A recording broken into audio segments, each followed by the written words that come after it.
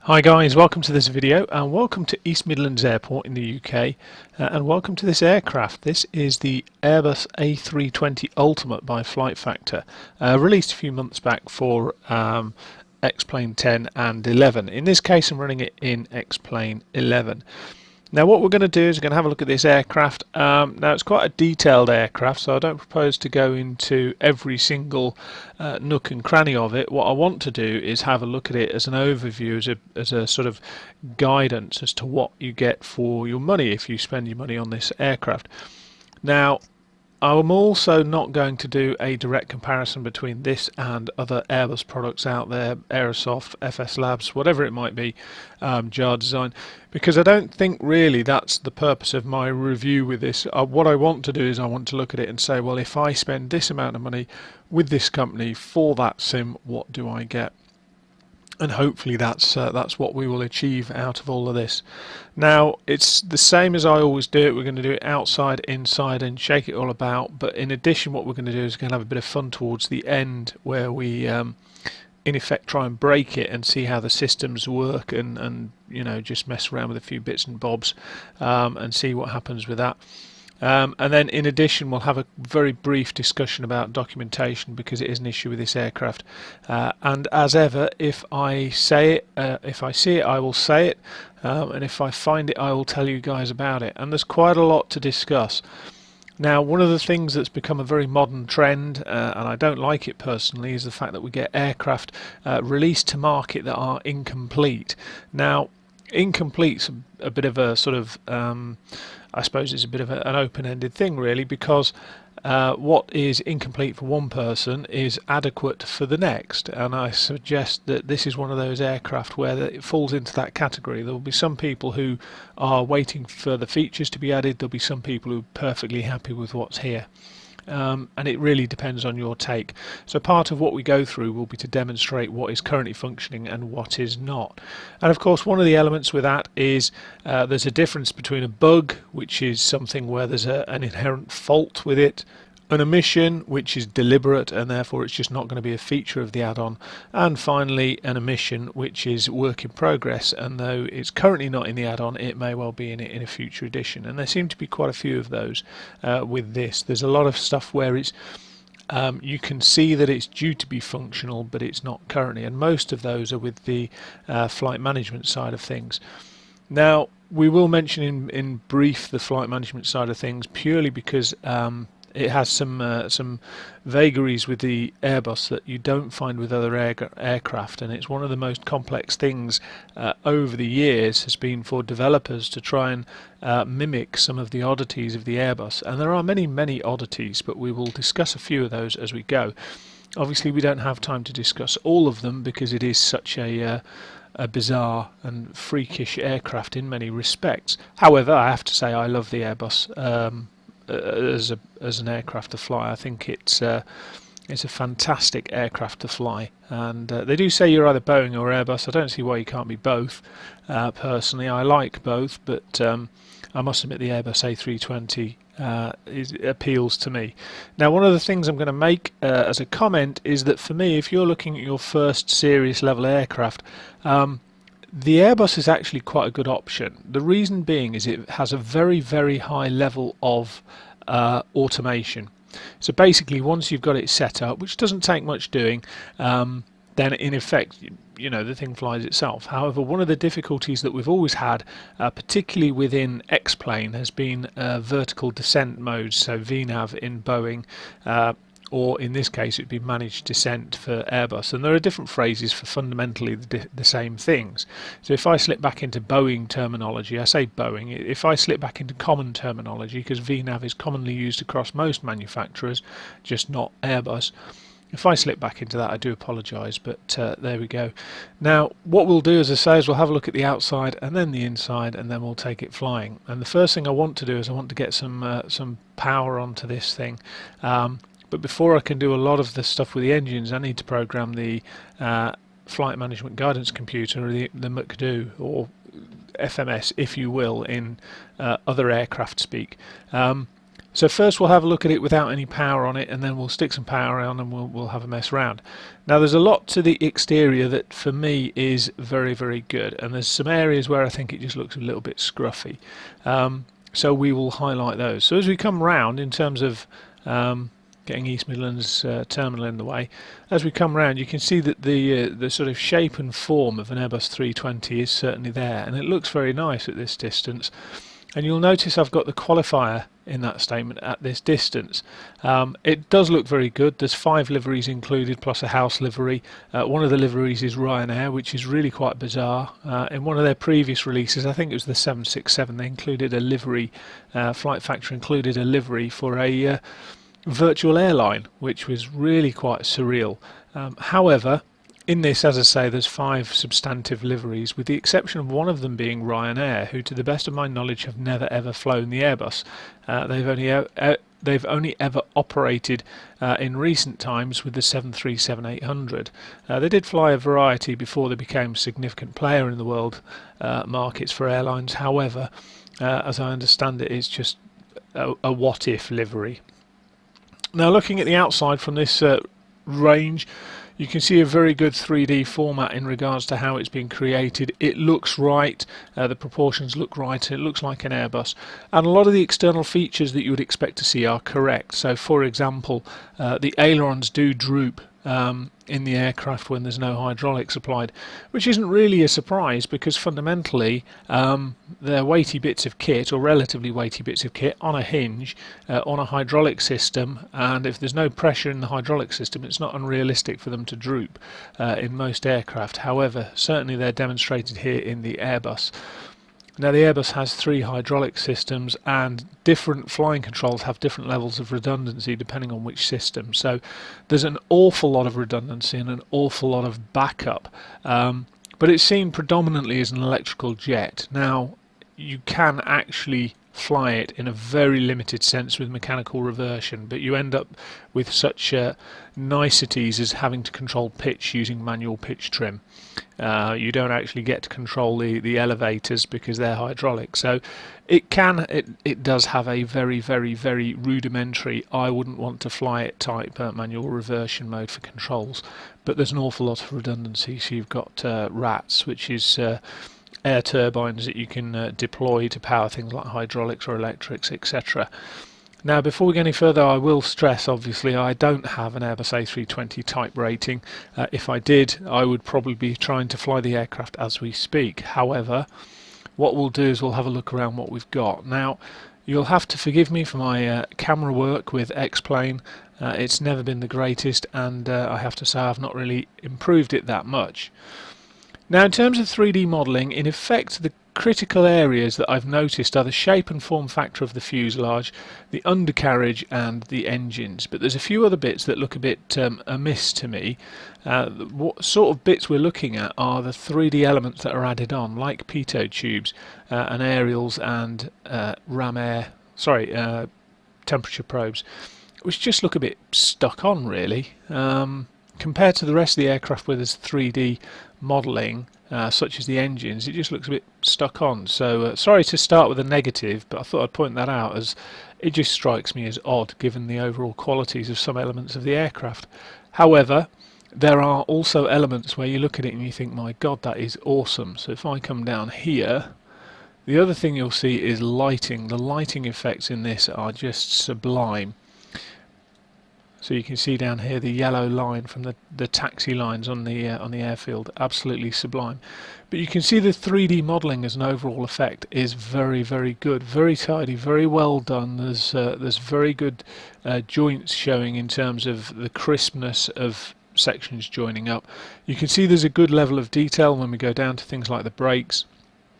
So your brake calipers are very highly detailed, and all the pipe work there, if you were to refer to a photograph of the A320 undercarriages I did do a little while ago, you'll see all the pipe work is in exactly the right place for the hydraulics, etc.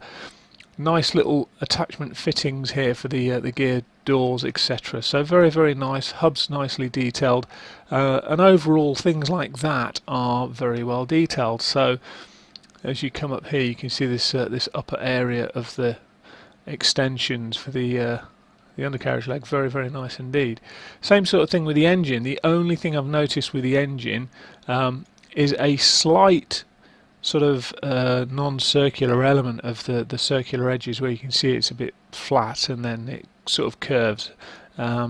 So whether that's down to the polygon count that's being used or what, I don't know. However, very, very nice interpretation of the engine here. You can see the first fan blade of the engine, the N1, quite clearly there. And as we come around the back of the wing, you can see it's same sort of thing, very nicely done. For the static wick counters out there, there's plenty to count. So the 3D elements of the wings are all present and correct, as you would expect, as are things like the flap hinges, the flap tracks, and obviously you've got the ailerons, etc. at the end. And with no hydraulics, I can move the controls, they don't move. You'd be surprised at the number of add-ons where you can still move flying controls, where there's no actual link between the control and the aircraft. However, we've got just what we want here. Now, I'm going to return to lighting as we come over to this side. You can see the lighting effects particularly well. It's a very, very well lit aircraft in terms of how the lighting plays over it. And I have absolutely no qualms in recommending the combination of this and X-Plane 11 for lighting. It's very atmospheric. The way the light and shadow plays across the fuselage is very, very good indeed. And it does give you a very good and very immersive sense of being a real aircraft to a point. If you look around here where you've got complex areas such as the tailplane, you can see just how well that lighting moves around, and it changes regarding the angle that you're viewing it from in relation to the sun. Coming down here on the tail cone section, very, very nice indeed. Now, where it falls down are two areas really. The first area is in regards to texture. There's a very bizarre element of texture, and also the second element is in terms of the details regarding texture. Now, the details regarding texture, if I look here at this sort of range, you can see that it's generally looks very, very nice. But if I come down here and start looking at things like static ports, etc., you can see it doesn't take a lot for our texture to basically disappear to mush.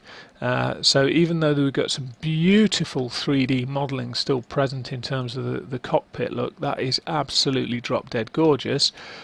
As soon as we come out here and start looking at some of this detail here, you can see how quickly it sort of falls away in terms of its quality. The other thing is, unlike most aircraft that are built with sort of aluminium sheets or composites, this thing seems to have been built with steel checker plate.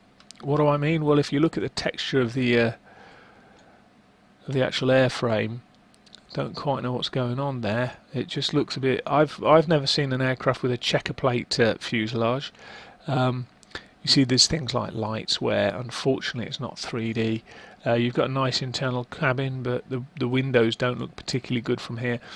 And then the final things is occasionally, yes, I mean, you can see here the polygon count doesn't look to be too great because we've got flat surfaces here. And I'm not convinced we have flat surfaces here on an Airbus. I'd have to have an in-depth look at some pictures, but I'd suggest it's probably not. Now, the sort of areas where it causes me a little bit of consternation is this just looks a little bit messy round here. You've got lovely crisp lines coming up here. You've got woolly textures. They don't line up, and this is a bit sort of just a little bit woolly. Which is a shame, because in many other respects the 3D modelling outside is really, really, really good. You can't fault it in many respects. It's just sometimes the textures, when you zoom in, you get lovely 3D models. And again, top of the engine pylon, it's curved on the top surface here, so I wouldn't expect to see these angles. But I guess at some point the developers have to make a decision over where they sort of invest their time and their money. Do they do it in terms of 3D modelling? Do they do it in terms of texturing? Do they do it in terms of systems, etc.? Now, I think with this aircraft, with this add-on, they've erred more towards systems than they have the exterior modelling, which for me is fine, because I generally look at these things in about this range anyway. I don't generally go much closer. It doesn't excite me to look at rivets. Now, one of the things I will point out is I'm leaving the frames per second up here. I generally get between 25 and 30. Now I know there is a like a frames per second holy grail out there somewhere in terms of people saying, oh, I want this, I want that. The critical thing for me is not the frames per second, it's how smooth it runs. You can have something running at 60 frames per second and it still stutters, but I seem to get very few stutters, and it seems to run very smoothly even at a relatively low frames per second, so I'm quite happy with that. What we're going to do is jump in, put some power on, and we'll see where we go from there. Now I'll have a look at the interior, but what I want to do is get some power on so I can do the FMGS as soon as I can, the Flight Management Guidance Computer, because I want that up and running. We've got a very short route we're going to fly at the end of this. We are going to have a bit of fun with it, but also it's going to enable us to demonstrate a few functions with regards to the FMC. There we go, Boeingism with the FMGS. We'll mention a little bit about that when we jump in, so let's just pop inside. Now in terms of the interior modelling, it's very, very Airbus, it's very grey, it's very sterile, you know, it is what it is. These never seem to be particularly grubby, it doesn't seem to matter. I don't know if it's something to do with how the aircraft is, the colouring, or what. As an aircraft generally, they never seem to be that grubby, you know, not like an MD-80 or something like that where you can get a significant amount of wear in the cockpit. There is wear demonstrated in terms of the art for the painting. You do have your lovely flip-out Airbus table for your dinner, and obviously here's your side stick. Now, side stick will move even when the controls don't move, because obviously it's electronic. But what we're going to do is just power up a few bits before we continue. Now, I'm not going to do a tutorial level element with the MCDU. What I am going to do is start to get the aircraft up and running as soon as I can. So let's put some power on. Now, this is very much Flight Factor. Flight Factor, for most of their recent airliner releases, have used an electronic flight bag type arrangement on the side of the aircraft, in terms of on the side of the aircraft cockpit, in terms of trying to bring in, if you like, that element of immersion. And this is quite good because you can actually call in a lot of stuff in relation to the aircraft that you need. Now, what we're going to do today is very straightforward, but before you can load anything, you do have to call the facilities to load them. So we just call them in.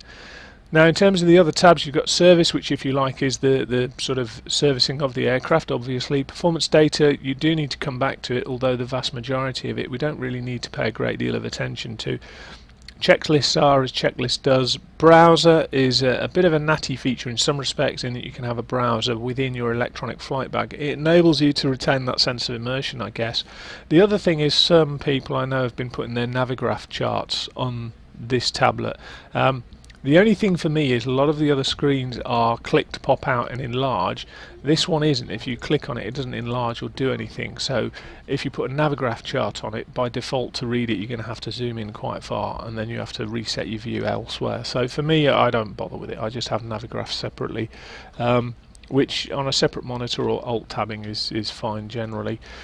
Settings are as settings does again. The rain effect with this aircraft is really quite nice, and I do recommend that, but obviously it's got things to help with frames per second in terms of panel quality and reflections, etc. Now, IRS alignment speed, it doesn't take that long, but what we will do is we'll speed that up. But obviously it should align pretty much as we get ourselves sorted out. States, you can have aircraft turnaround states, and you can save your own state for whatever aircraft it's in, whatever state the aircraft's in, and map, if you have a Google API key, you can put it on there. So there's a lot to it, however it's very, very good. Now, one of the things to be aware of is, obviously blue means something is active or whatever, but also the hue of blue shows how full it is. So the cargo here, you can see as I increase this slider, you can see it gets brighter and brighter in the blueness, which is very good, because then when you go to something like fuel, you can see where your fuel is being held. Now, the fuel tanker is the most massive fuel tanker on Earth. If I can just get out. That thing is enormous. It's as big as the fuselage. It's just absolutely ginormous. Now whilst we've got the external things here, let's just pop in and we'll put some lights on.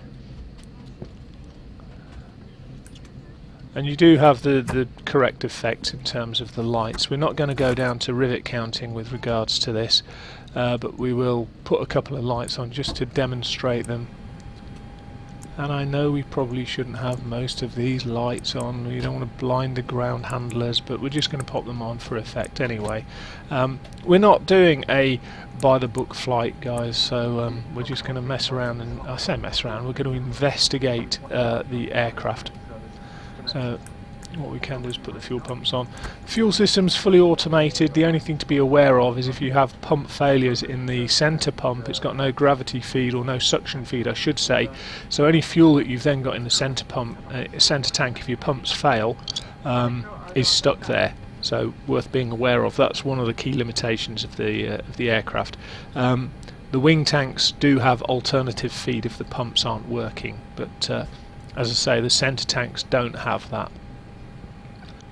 So just be aware if you have failures on during flights with the X-Plane 11, you may end up occasionally with something like that. Now the failures modelling I haven't really investigated a great deal of, because really I haven't had the time to do to work through the failures, and reasonably speaking, a vast majority of the failures that are in this, I would guess are probably going to be systems orientated and fairly accurate, so we'll just put the inertial nav stuff on. Now the aircraft, like most modern airliners now, has triple inertial nav system, a GPS system, and then obviously it's got radio navigation backup, which it also uses just to check the accuracy of everything, but we will see that on the MCDU. So let's just pop outside again. We can have a look at the lights. Now in terms of the lights, you can see the strobes and the tail light there, and as we come round you can see the nav lights there and the strobes on the wings, and then down here we'll just zoom in a bit.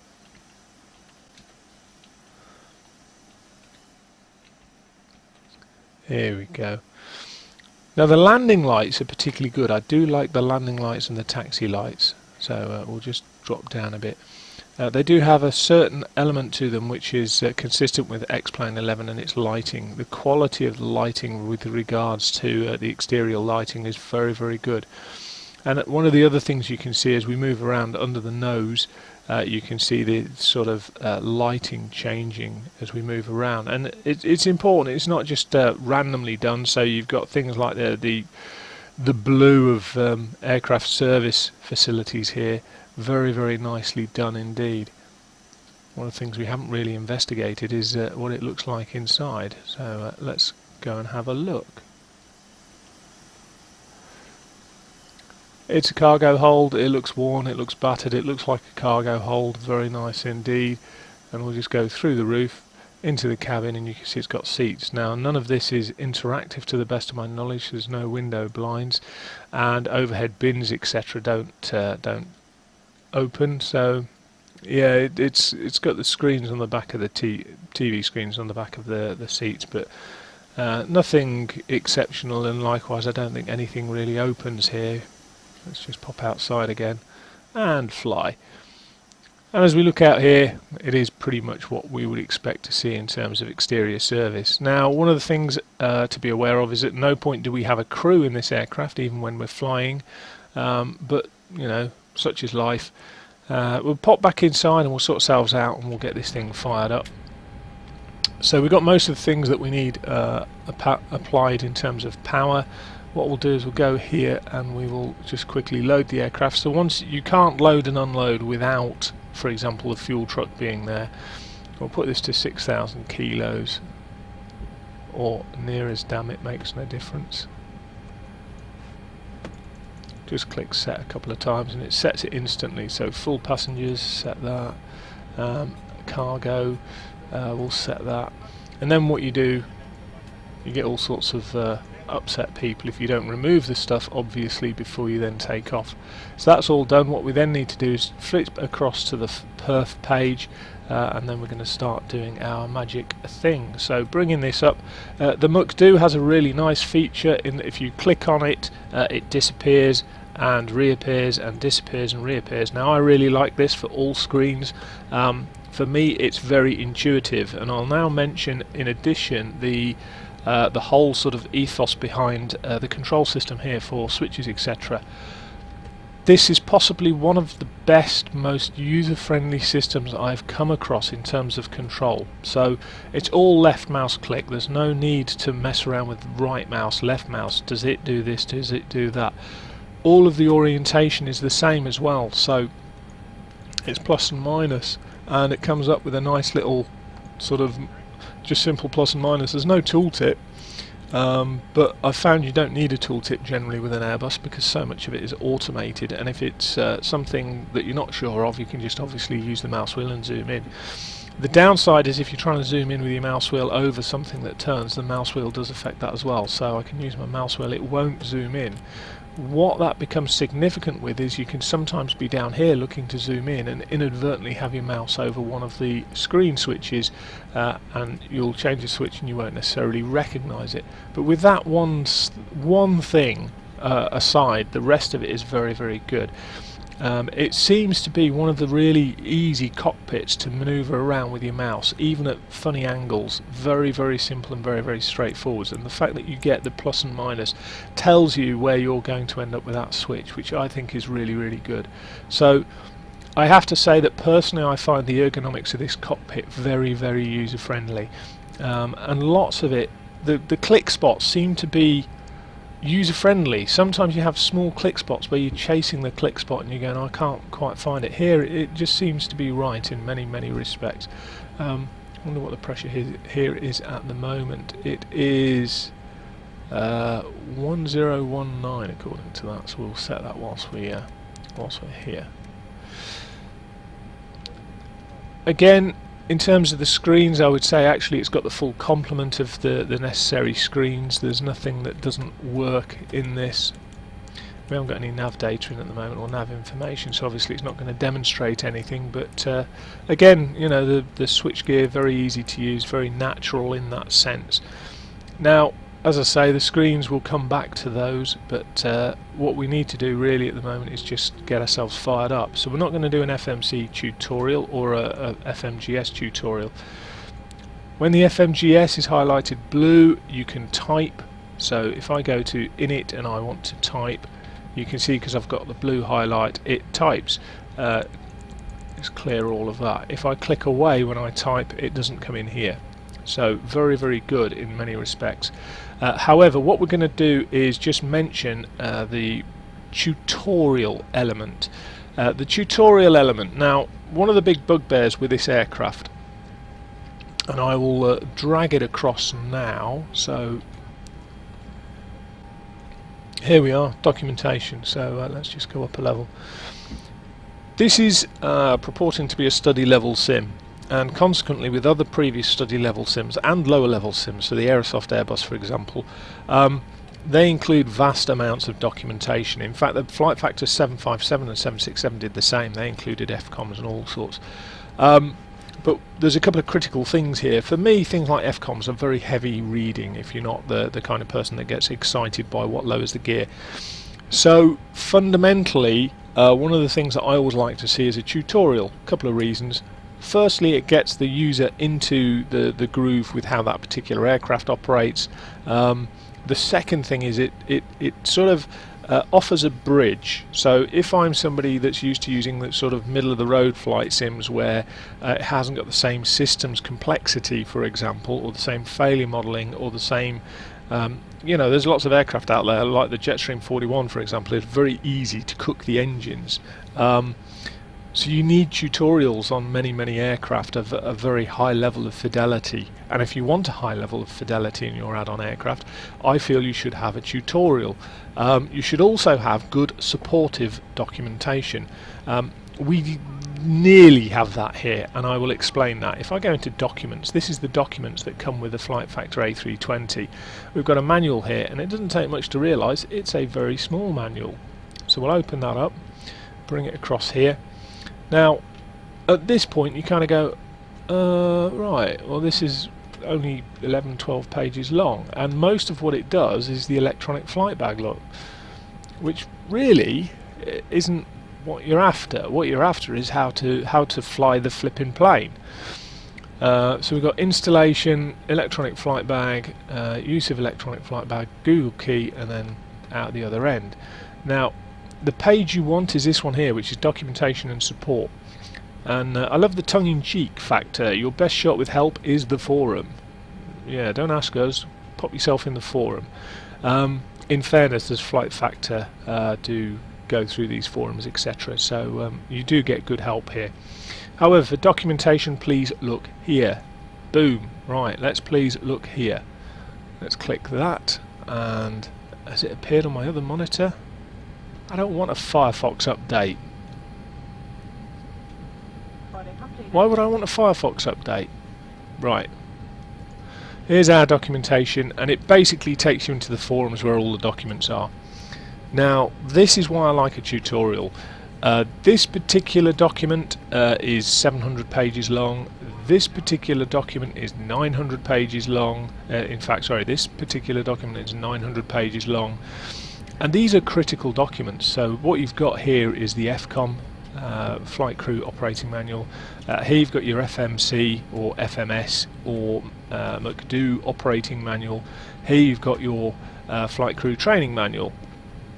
All really good documents. Training videos available, and in effect there's some recommendations here for reference videos.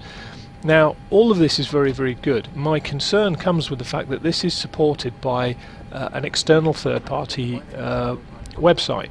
So if this website for whatever closes, then all of a sudden you've lost your source for the documentation, which it's not great. I would rather have seen Flight Factor with their own documentation supplied, but I can understand, you know, they say no reason to duplicate the original FCOM. Well, there is, in my opinion, if this website for whatever reason closes. So yeah, it's one of those things. You can search for this documentation. It is out there on the interwebs, and you can get it not easily but fairly readily if you know what you're searching for. However, if you don't know what you're searching for, it's a bit of a mystery out there. Now, of all of the documents, this is the one you want more than anything else. My recommendation to you is, if you have bought and downloaded this aircraft, do not update the air rack. Now, it brings me on to the fact that the air rack can be updated, and indeed you can also import flight plans. At the moment there's no facility within the aircraft to save a flight plan that you've programmed into the MCDU. However, you can, for example, get a flight plan via SimBrief and load it in. And I assume PFPX will do exactly the same, but I've not got that because I've got SimBrief. Now, this manual is the official Smith's Thales manual for the manual for the MCDU. They recommend this revision 1. There is also revision 2 out there. Revision 1 they recommend because it most closely represents their MCDU. There are variations. For example, on some of the aircraft they've swapped the plus and minus key with the backslash key. I don't know why they would do that. Maybe it's down to ergonomics. Now, this guide is very useful, and it's very useful for the following reason. Let's jump back into the sim. Let me just jump into the sim. We don't want that anymore. We've seen your documentation. Don't want that anymore. We've seen your documentation. So, key element here. I do apologise, when I've got this type of screen up and running, it does become very jerky on the right. The key element here is what we're going to do is put a route in, and if I go to the following and go down here, where's it gone? Part 1, part 2 is what I want. Don't want that. Part 2, flight phases and controls. This part 2, as I say, it's 700 pages long. This part 2, you can see all the various bits, and chapter 1 is a flight plan scenario. So what the heck is a flight plan scenario? Now, I've used this document before, so I knew there was a flight plan scenario, and I thought, well, actually, you know what, this is something I used to check the accuracy of MCDUs, and I thought LFBO to EGLL. So LFBO to EGLL, LFBO to EGLL. Now normally when you put this in most add-ons, unless it's a company route, what comes up is it comes up with more in green up here. So I'll pop that in, and okay, it's not come up with that. It's come up with two pre-prepared flight plans here. Now they're pretty much identical, apart from one goes from 1.4 right, the other one goes from 1.4 left. However, let's have a look. 1.2 ILS 27 left and ILS 27 right. And you think, well, that's weird. You know, I'm going between these 2 points, and already I seem to have a choice of two flight plans. And then you think, hang on a minute, let's just return to where we were. Return to where we were. We were here, and oh look, LFBO, Fisto 5 Alpha departure. So let's just reduce that down in size. Drag it over here. So LFBO, Fisto 5 departure, 5 Alpha departure, and we've got some of these key waypoints in here. Barmes, look there. Dimal's in there, Alesso, Casso, and then Biggin Hill arrival. Yeah, the Biggin 3 Bravo, in this case it's the 4 Bravo for runway 27 right, look. And you kind of go, well, I wonder where this route's come from. It's pretty much come from this, using whatever database is currently in this. So my advice to you guys is do not update the AirRack. If you want to understand a bit more, get the FMGS manual, as it's called there, and then have a look through that alongside this. Very, very good. Now, we're not going to fly this route, but you can see obviously there the amber is for insert. Now, whilst I sit here and think of it, the MCDUs in initialize. The MCDUs in Airbuses are coloured. So orange means it's waiting for you to do something with it. Blue means it's basically got information loaded in it. Green generally means it's active. White generally means it's active and the current one that's being focused on. So you'll often see that with a flight plan. Green is your active route, white is your next waypoint, for example, and white at the very bottom will be your terminal, your destination. But the fact that it's coloured makes it far, far easier for me to cope with than a Boeing one. And likewise, I mean, you've got fewer switches here to start with, so I actually really quite like the setup. But we're not going to follow that route, we're going to go and do our own thing. So what we'll do is we'll chuck our own route in, which is going to be Echo Golf November X-Ray to Echo Golf Juliet Juliet, which is down to the Jersey, Isle of Jersey. So we put that in, and there's what we normally get, which is none, so we'll return. Flight number we'll just do ABC. BC 1, 2, 3, pop that in there. Because it wants a flight number, we'll click Align IRS, it will sort its life out. Cost index nominal 25. Flight cruise level, we're going to go to 240 with this. Now there's a second page in it, B on the right. We don't need to use that yet. What we do need to do is go to our flight plan, and you see we've got the origin and destination here. So with the origin we can go in here into departure. We're going to go off 27, and as part of that we're going to go for the Daventry 3 November, which takes us off towards the south, which is where we want to go. Back to the temporary flight plan, you can see it puts it in. Now when it puts it in, constraints are magenta, or expectations in terms of performance are magenta. Yellow is our temporary route. If we want to insert it into the system, we press this button.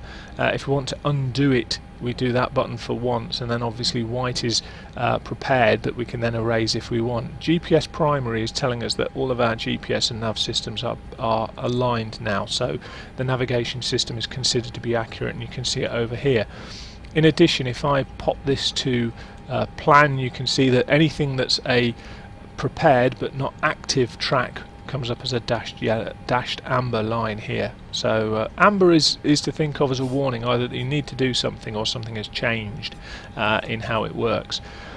So with that in mind, we're going to continue putting our route in, and what we're going to do is we go to Daventry and Airways, and it's Mike 605, Mike 605 there, and it goes to silver. Now it does actually have a couple of bits to do with it. There used to be an airway here called the Quebec 41, but it's not in this air rack. So you see it comes up with airway waypoint mismatch, which is to be expected. However, one of the advantages of this, if you want to put in a routing fairly quickly and you're not sure if your air rack matches the data you've got, as long as you've got the key cardinal points in terms of the waypoints, you can then go between them. So the next waypoint is Lelna, L-E-L-N-A, and at the moment my documentation says it's currently on the November 6-3 airway, but we'll see what it says. It puts it in automatically, and the older airway for this air rack was November 621. So if you're struggling with your air rack, you haven't got it updated, for example, one of the things you can do is you can use SkyVector. So we've got SkyVector here, look. You can use SkyVector to plan your route, and then as long as you've got your cardinal waypoints, you can put them in. As long as you've got your critical waypoints, you can put them in, and it will automatically populate the airways, which helps you if for whatever reason you haven't got Navigraph and you haven't updated your air rack. You can still actually do it by this method of working around it. So back to the temporary flight plan, and you can see it's now in there. So that's our route. It's a very short route. The only thing we need to do now is add our arrival. Now our arrival is going to be an ILS of fashion to 2.6. Jersey's got quite short runways, so it's going to be a little bit sporty with what we're going to try and do at the other end. I'm not going to ruin the surprise, but we can do that then, and at that point pop it back into our temporary flight plan. Now, because this is in the plan mode, very similar to the step through of the Boeing. However, the Boeing you can't step backwards so easily as you can go forwards, whereas with this it focuses on whatever it is. So let's go back to the start of the flight plan. Just click flight plan, does that automatically for you. Now the thing with Airbus often catches other crews out is this is telling you which way you're moving your paper. So not the cursor but the paper. So we want to move the paper up to get further down the list, which is twisted in some respects, but we can just follow our route through, make sure there's no discontinuities, and there are none. Now at this point, this here looks a bit odd. It will fill this in as an arc that goes around here to land. So basically what happens is we go over Jersey, the beacon at Jersey, we go out to 8.5 miles, we then come back over the Jersey beacon. So initially we go across at 3,000, we go out in a descending teardrop down to 2,000, come back over it, and then we do the ILS.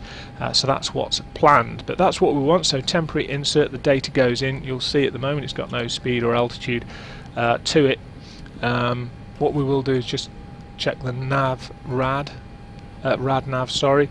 Now if you want to put in your own stuff, it does allow you to do that. So DTY, for example, Daventry, we can put it over the top. It goes big and bold to say it's pilot selected data that's gone in. You can do it as either the identifier, which they recommend in the manuals, or you can do it as the frequency.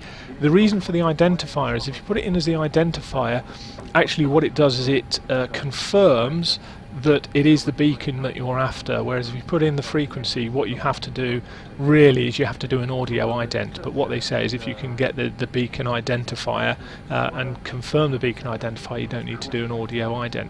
And actually that's one of the changes that came through with the progression through to more electronic flight instrumentation with instrument rating tests. With instrument rating tests you always used to have to do an audio ident of the beacon. Now with the modern ones, there's an acceptance that if you get an ident, as in a 3-letter or 4-letter ident off that beacon on the system, you don't need to do an audio check, because in effect what the system's saying is I've checked that for you and I've confirmed it. So we wouldn't need to do that really in these circumstances. If I want to clear it, I just press clear and it goes back to the automated one. Now the automated ones are very, very good, and it's part of the system. So if I go to, it's going to be data. We've got position monitor, IRS and GPS, and then aircraft status. Now in terms of this information, it tells you basically what you've got in terms of positioning with the various systems. So flight management guidance, computer 1, 2, the GPIRS, so that's the IRS and GPS combined. In effect, in the sim, we're not going to see any real variation here. Mixes of the IRS, so this is IRS is without the GPS. It tells you the accuracy of each individual IRS. Now it's nice to see that there's a simulated variation, but the number of times we're going to actually do anything with that is going to be pretty slim, I would suggest. And then obviously you can change the selected nav aids for the nearest, or I should say, you can either have it auto or deselect various nav aids. So say for example there are issues over a nav aid, in theory you'd be able to deselect it, but we're not going to mess around with that. So you can see that we do have things like the various screens available to us to monitor stuff, so the GPS accuracy, for example here, and it's really quite useful in many respects. If you are flying the real thing, if you then have some degradation of your navigation capabilities, you'll be able to work out which it is. And it's not always the case that GPS is the most accurate, because GPS can be subject to interference issues, particularly if you're having difficulty picking up satellites for whatever reason. Now actually these days we consider it to be pretty accurate. However, it's not infallible, and that's one of the things that's always worth remembering, is just because it's a system it means it's been designed by humans and therefore it can be screwed up. However, we're not going to worry overly about it. It's just nice to know it's there. So you do have progress if you want the progress. You do have perf, which we're going to go through in a moment. We need to mention a bit about that. We do have initialization, which we have anyway. However, what we need to do now is we need to go down here. Now we've got our performance data already set up in terms of this, so worth remembering we're up 0.2, which is our trim position setting for our horizontal, our tail horizontal stabilizer. Clicking set injects all of the data from this into here. Now I'll be honest, I really don't use a lot of this data because you can click set and put it across.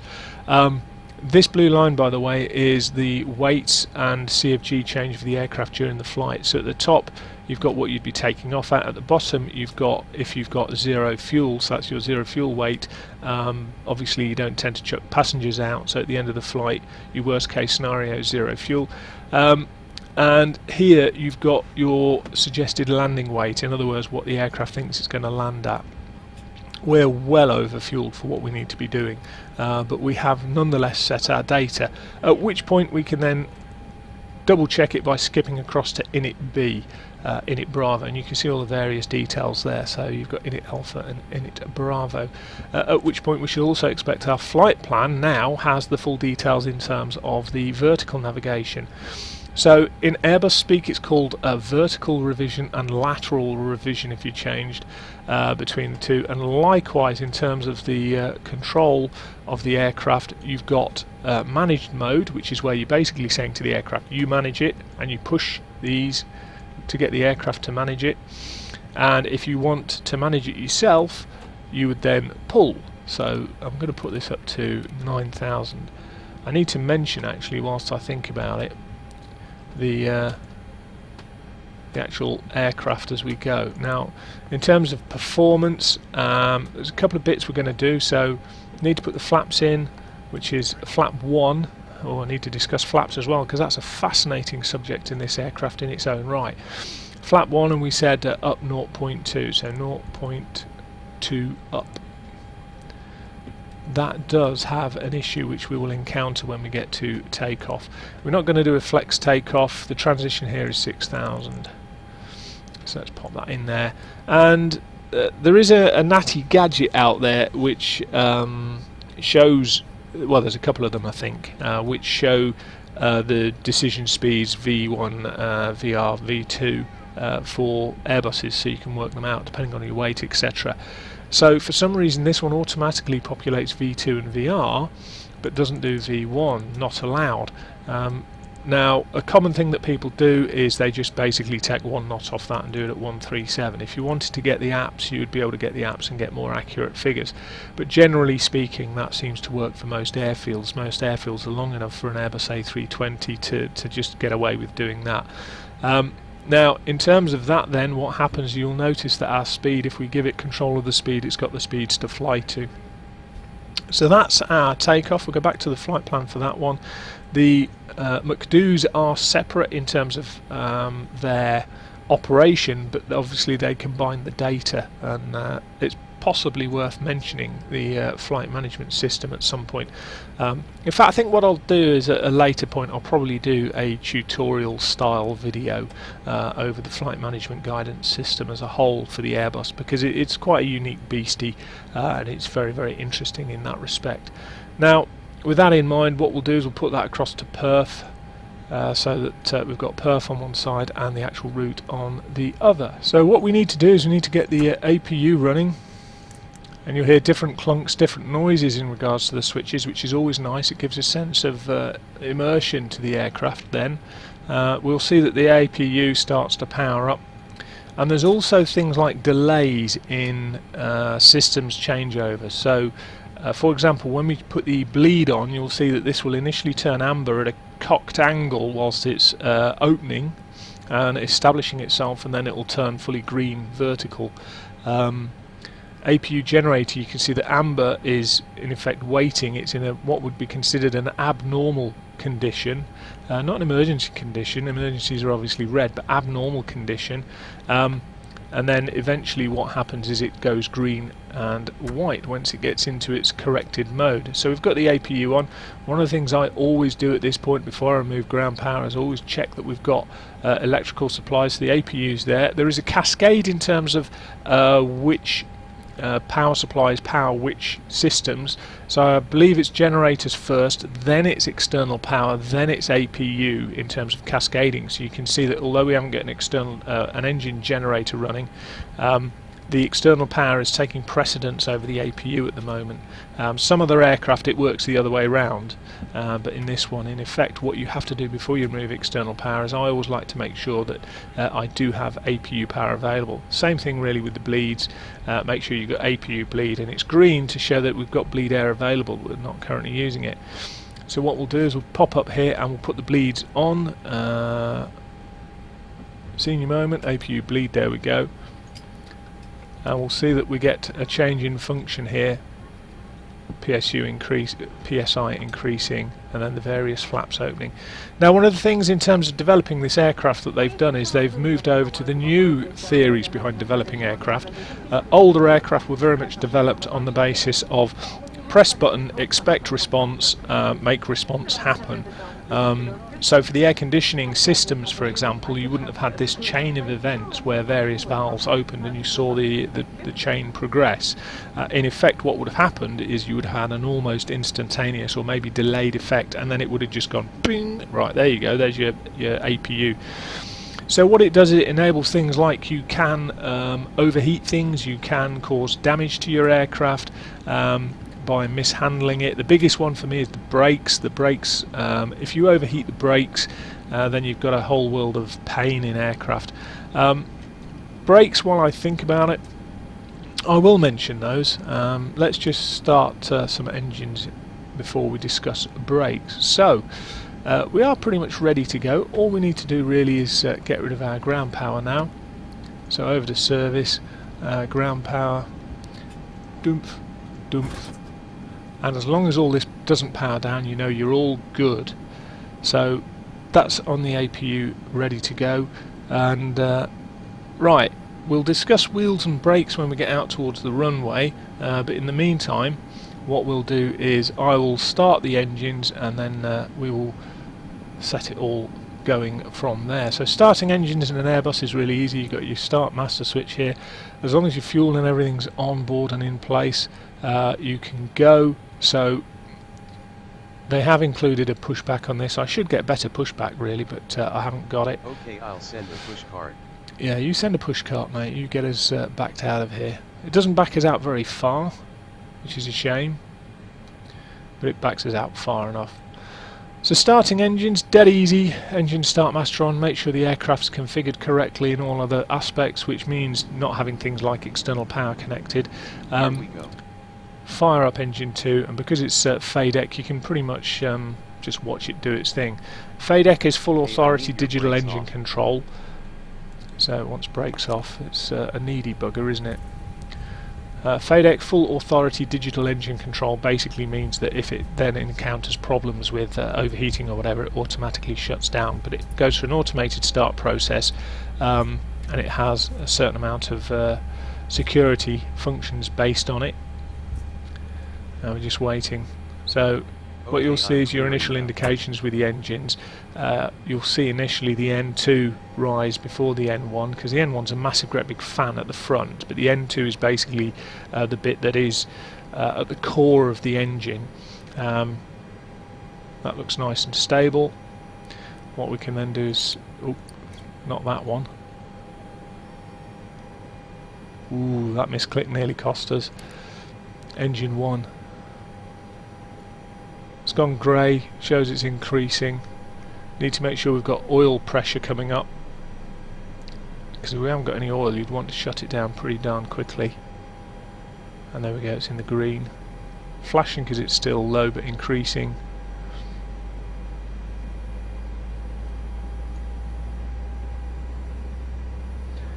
And the engines are coming to life. Oh, we stopped moving. Yeah, thanks for that, buddy.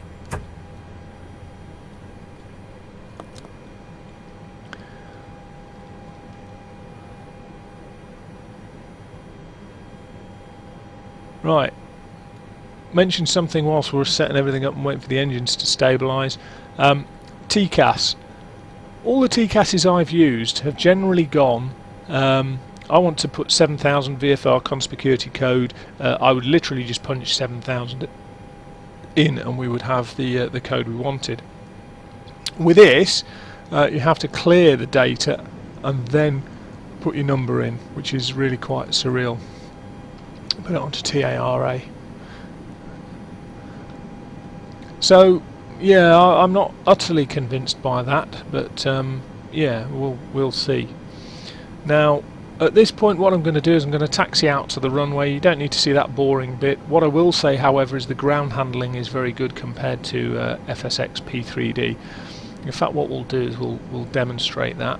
So we're going off runway 27, so we want to go initially towards the east. Let's get that onto something where we can see what the heck is going on.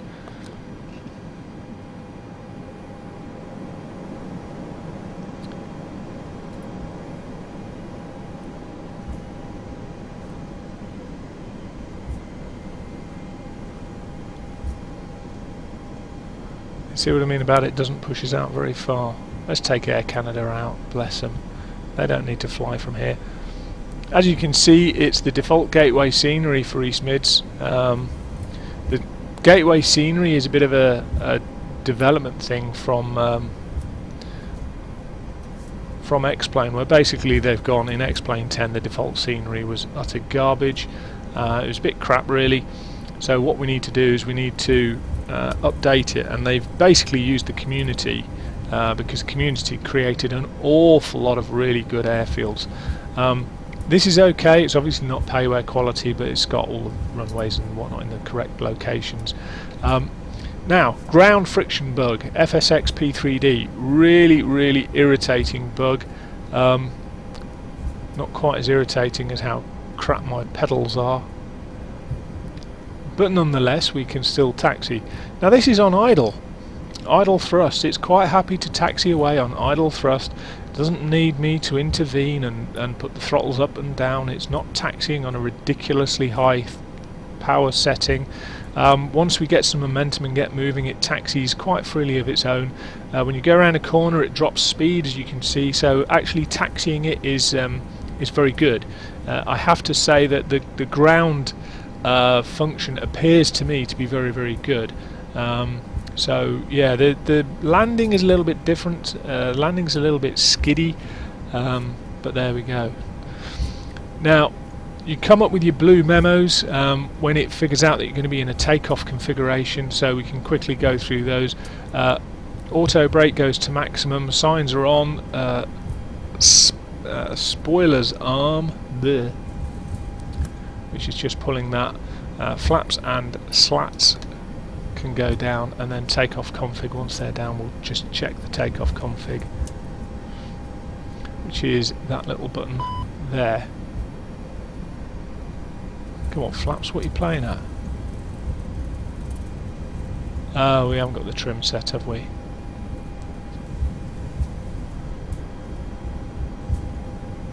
Takeoff config, let's try again. There we go, takeoff config normal. Okay, so what I'll do now is I'll see you at the threshold once I bother to get myself back on this little yellow line, and we will get ourselves airborne. Before we get airborne, we'll have a very brief word about brake temperatures, because they are far more important to an airliner than one initially would think, which is why obviously they're fitted with brake fans, etc. There's two real issues that are focal points for it, and one of them is not as obvious as you would have thought, so I shall see you in a moment. Okay, so brake temperatures. What's the issue with brake temperatures? Well, brake temperatures, obviously there's the risk that if the brake temperature gets too high, you've got a fire hazard or a fire risk. However, the other thing is you might run out of runway. And you say, well, what do you mean by that?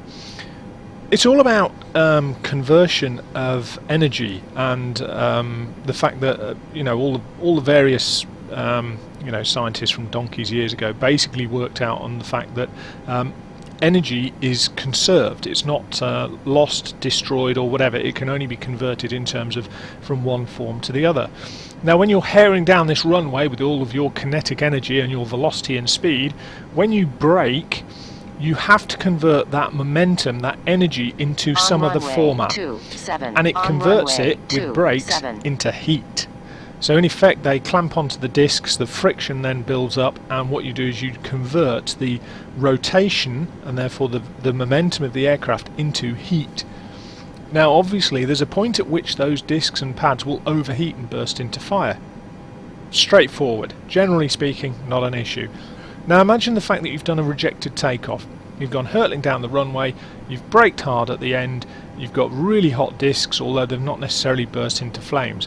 You don't then put on your brake fans, you don't cool the discs, you come back for another go. On this second go, you go hurtling down, your discs on your brakes are already scalding hot. What you've done is you've removed all of that ability to convert kinetic energy into heat energy. You've just got nowhere for it to go.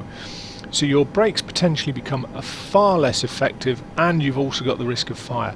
So that's why you have brake fans, and that's why brakes on an aircraft are quite crucial, because in effect it's that conversion of energy is the purpose of the brakes, to remove the kinetic energy by converting it into heat energy as a result of friction between the pads and the discs. So there you go, that's why brakes are important on an aircraft in terms of brake temperature. Now what we do need to mention is we need to mention the profile that we'll be looking at as we depart. So here we are, without great expense. We have the sort of, I suppose, the very bare bones basics of an Airbus departure in terms of laws. So what are we looking at? Well, those who are familiar with the Airbus will be familiar with the concept of laws. Basically, with the fly-by-wire system, what Airbus did was they introduced, instead of mimicking, instead of mimicking directly the handling flying characteristics of a normal powered hydraulic system that was non-fly-by-wire, they decided to introduce laws. So normal law is, in effect, the pilot has an input with their stick, the aircraft interprets that to say actually you're trying to do this, and it will make the aircraft do that by hook or by crook. And fundamentally, if you like, there's a disconnect between the pilot and the flying controls. The pilot makes an input, the computer reads the input and says, you're trying to do this, and then the computer controls the controls to make that happen. Fundamentally, that's normal law. What are the benefits? Well, you can then get speed protection from high speed, low speed, you can have alpha floor protection, you can have angle of bank protection and pitch protection. So for example, angle of bank, this thing won't bank more than 67 degrees whilst in normal law, and if you release the controls it will roll back to, I think it's 33 degrees and maintain a 33 degree angle of bank. Anything less than that, in terms of attitude and roll, it will just maintain it. It's got auto trim, so there's no need to chase the trim as you pitch up and down. That's all normal law. So normal law makes this a relatively easy and straightforward aircraft to fly. However, normal law is no use if you're trying to take off or land. So what you end up with is a thing called direct law, and in the landing side of things it is direct law, but it's also flare mode. It's got an additional element to it. Direct law basically means ignore normal law. What we're doing is we're flying like our little Cessna 172. In other words, instead of the machinery interpreting what you're trying to do, it basically links your stick, your side stick, directly to the flight controls, and the response is directly related to the flight controls. So for example, if you were to put in half left stick, you would get half control deflection to the left, on runway and so on and 27, so forth. on Same runway with pitch. 27. Oh, shut up. You can, by the way, change the RAS warnings. There's an option in the menus that you can just change what you want it to shout out and scream about, but apparently we're on runway 27. Now obviously there's got to be a transition between this and normal law, and that takes place at 50 feet above ground level and an attitude greater than 8 degrees. So what we're going to look for is we're going to look to see if we can hang around in direct law for a little bit, below 50 feet or below 8 degrees of attitude, and see if we can just demonstrate a little bit of direct law, and then we'll climb away in normal law and see what the difference is. And the difference is significant if they've modelled it correctly. One of the things I'm going to point out as well is that the takeoff trim settings suggested by the electronic flight bag don't seem to be particularly good. So I always have a really strong nose down pitch when I take off. And to the best of my knowledge, the whole point of takeoff trim is that in effect it allows the aircraft to settle into its initial climb attitude. So your takeoff trim is in effect there to help you with an initial climb attitude, so you're not fighting the aircraft as you're trying to get away from the ground. Instead, what we do is we have a screaming dive towards the ground if we weren't to maintain a continual pitch back, or pitch up I should say. But there we go, we shall see what happens. To the best of my knowledge, that's not really what we would expect. Flare mode, slightly different. 50 feet AGL, the aircraft pitch moves towards 2 degrees nose down. If you imagine, during normal law, you've got no real feedback from the aircraft as to what it's doing. You've got your bum on your seat sort of feedback as to where it's moving, but actually there's no feedback in the controls at all. So the stick is just, you know, in springs really. And consequently, one of the things that Airbus introduced was a thing called flare mode, and what the flare mode does is it pitches the nose down to 2 degrees nose down, or gradually does it, I should say. What that then does is encourage the pilot basically to flare, because to maintain the attitude or improve the attitude to a flaring attitude, they've got to pull back on the stick. Obviously I'm not an Airbus pilot per se, so I wouldn't be able to comment on how effective that is in the real aircraft, but what we'll do is we'll bear that in mind as we go roaring off into the skies. Now whilst we've got the brakes on, this is a suitable place to consider sounds, so let's just jump outside. The sound model on this aircraft for me is very, very good. I really do like it, and what you'll hear as we move around is a change in the sound. So at the front we've very much got the intake sort of high-pitched squeal sound. As we come around the back you get the sort of jet efflux type sound, which is quiet at the moment, but if I put one of the engines up,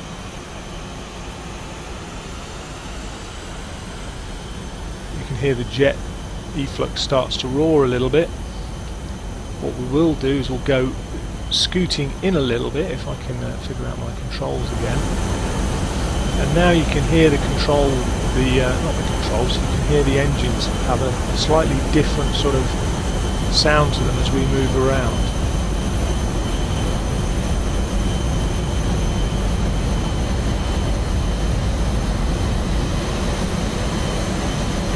I absolutely love the sounds on this thing.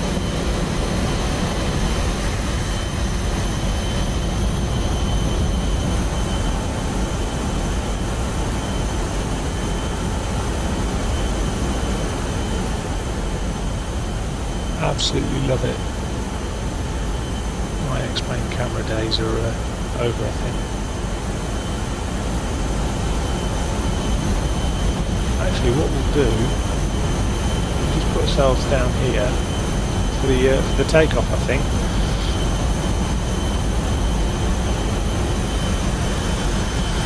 Just take the throttle off a bit.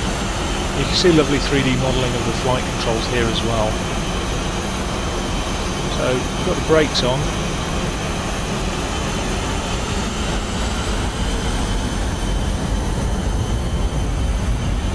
Wind the engines up, jump in the cabin, and we'll hear all sorts of warnings because we've still got the parking brake on.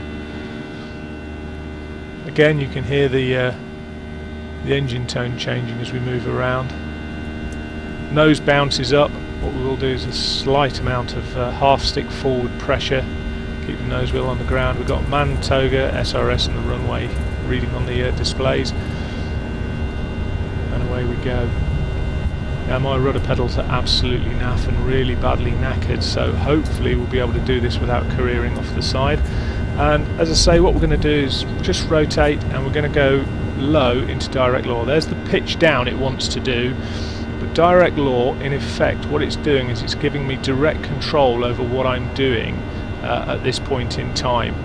So it's not gone into normal law necessarily.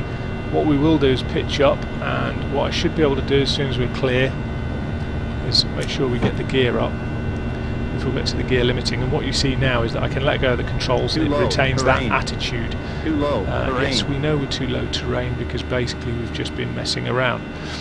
So it does mimic control law, direct law in the first 50 feet to the best of my assessment processes, which is really, really useful.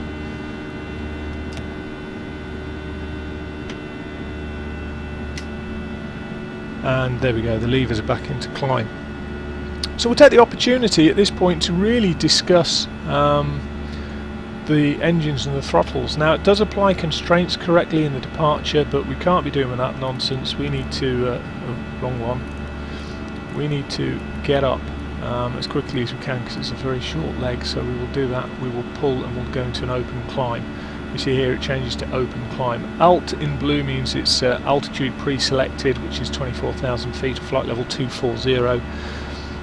And we'll just discuss the throttles. Now the throttles in an Airbus, basically they don't move on auto throttle the same as they would in a lot of other aircraft. So basically the best way of describing it is, whilst the throttles are being controlled automatically, you control the mode of the throttles. So you can see here critically there's three modes. You've got climb, flex max continuous thrust and toga. Toga is as toga does, put the throttles all the way forward, the engines give you everything they've got, but they won't blow up because we're on FADEC.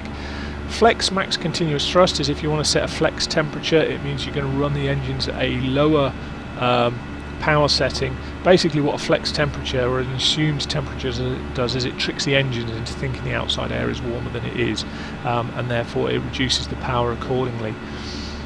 And then obviously we've got climb. Now climb is a bit of a misnomer. Climb, you put it back into climb, but actually you then leave it in that setting for climb, cruise and descent, and also depending on if you're doing a full landing, fully automated landing, you leave it there for landing. So actually it's climb, cruise, descent, landing, so platter or whatever it is.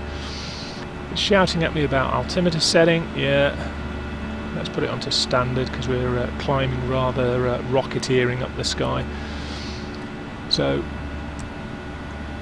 get rid of that, make sure everything else is clear. Landing lights are okay at the moment.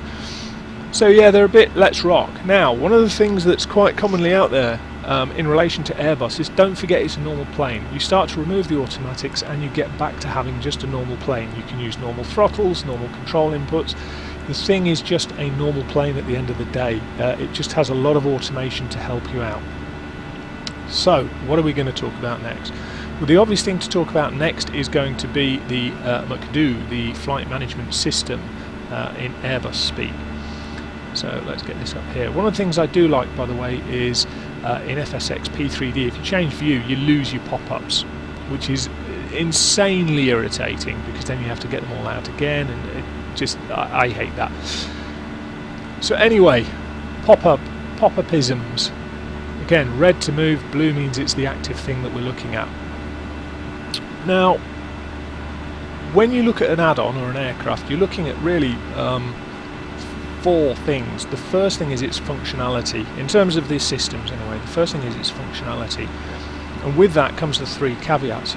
From a developer's point of something, either something won't be implemented at all, it will be implemented but it's not currently implemented, it's implemented but there's a bug. So those are the three criteria that I would look for. Is it something that's supposed to be missing? Because if it's missing, it's not an issue. It's just whether you're okay with that or not. Is it something that's supposed to be missing or supposed to be there but is work in progress? which seems to be the common default position these days. I do not know why, but it seems that developers are obsessed now with this idea of releasing something to market that's not yet complete. It's across the board. Most developers now do this. It bugs the heck out of me, but you know, but so's life, I suppose. That's what they want to do. So let's just increase the range of that so we can see where we're going, because we've got top of climb just after silver. So when we look at the flight management guidance system, we can see some of those elements. So this, for example, is all there, present and correct, and we can see that we've got estimated fuel on board, etc. And all of this is working. Now, one of the things I will highlight is that the vertical profile management, so the vertical revisions particularly, are very, very well handled in this. Earlier aircraft in X-Plane really suffered with VNAV. VNAV was one of those things that it was almost the holy grail of trying to get a flight management system to work properly.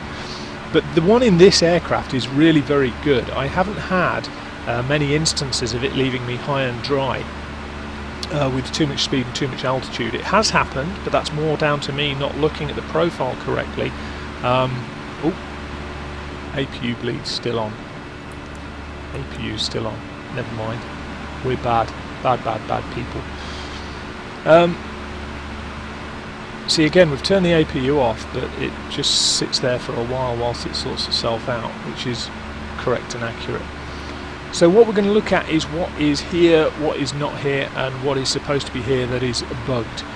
So Direct 2 page is exactly as you would expect. However, the Direct 2 with the beam points, I can't get it to work. So unless I'm doing something really stupid with it, it's not happening. But we can do Direct 2, so you can either select one of the pre-selected waypoints, or if you've got something that's further down that you know, you can do a Direct to that particular waypoint. So that's all fine, except for this right-hand side I can't get to work properly. Progress is as progress does.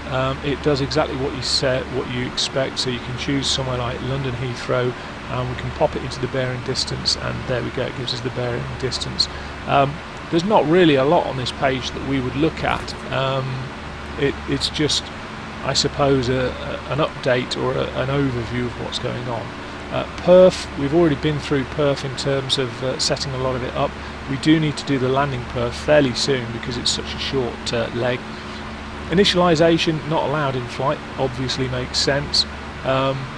Data is back to our GPS IRS position monitors, and also the aircraft status, which we're not going to go into. That's what the aircraft boots with. Flight plan is the flight plan, we've just been through that. RadNav is the RadNav, so it's all automated when it's small text. If it's large text, then that means we've buggered around with it. Fuel prediction, estimated fuel on board at the point of arrival at Echo Golf Juliet Jersey is 3.7, and then obviously we've got all the information here about the fuel predictions, which is very nice. This would be for a diversion, but we haven't got a diversion programmed in at the moment. Secondary flight plan, you can copy your active flight plan over, which is really nice. We do like that. Which then, of course, you've still got menus, so you could activate your secondary flight plan. One of the key reasons for doing that would be if you've got potentially two different flight plans. A common one would be that you get given revisions to your original flight plan, and then you have to revert back to that flight plan after the revision. So you've got the option of doing it through the secondary flight plan.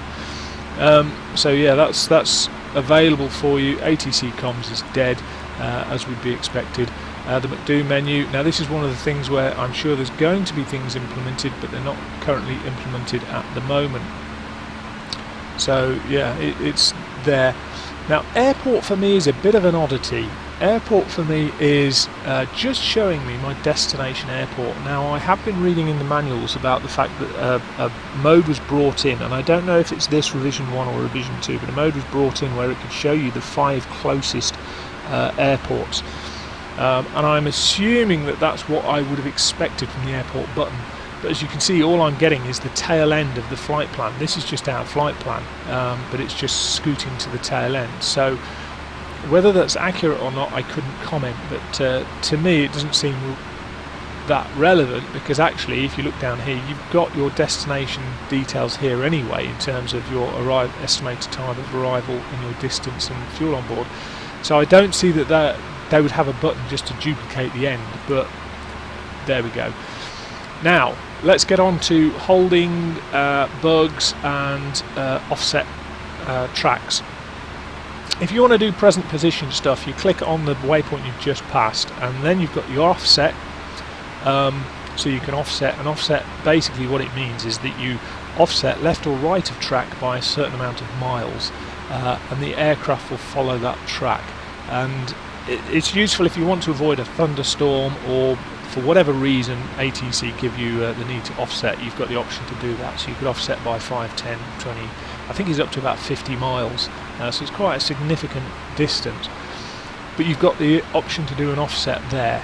Now it doesn't actually work in this. I am not going to click this button here because I have found that without fail, present position hold crashes me to desktop every single time without fail.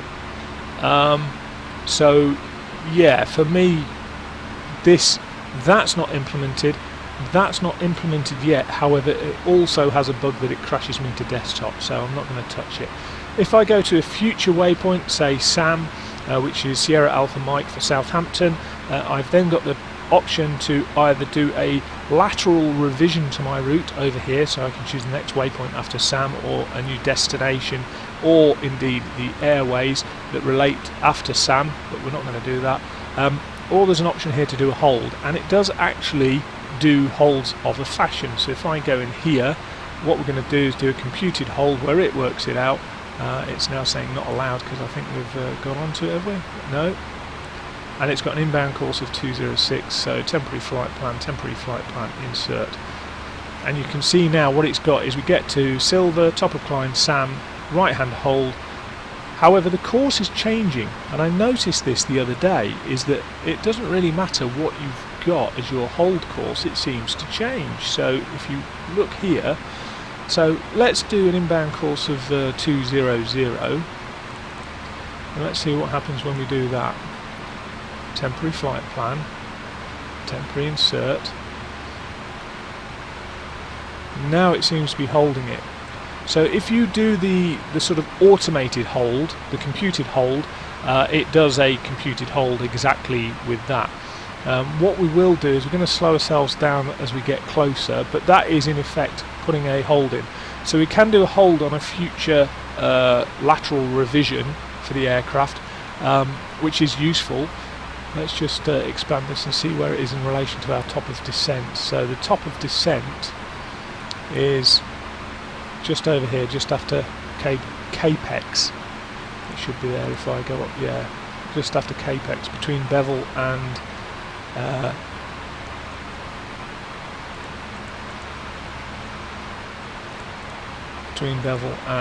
Marrock. So we can do future holds. Now the future hold shape here, I'm not quite sure why we've got such a ridiculous shape, however I suspect it's probably down to hold speeds. With regards to the hold, you can change some of the details in relation to it. So we haven't got database holds in here at the moment, but that would be something that if you were an airline, you would potentially have a set of database holds that you would have. Now at the moment we haven't got the ability to do additional waypoints off track. We can do waypoints that are part of the track, but we can't do waypoints that are part way along the track at the minute. And we also can't set waypoints off here, and there is a way of doing ranges and bearings from waypoints, but as well at the moment I can't do that, but I think that's potentially something that's work in progress.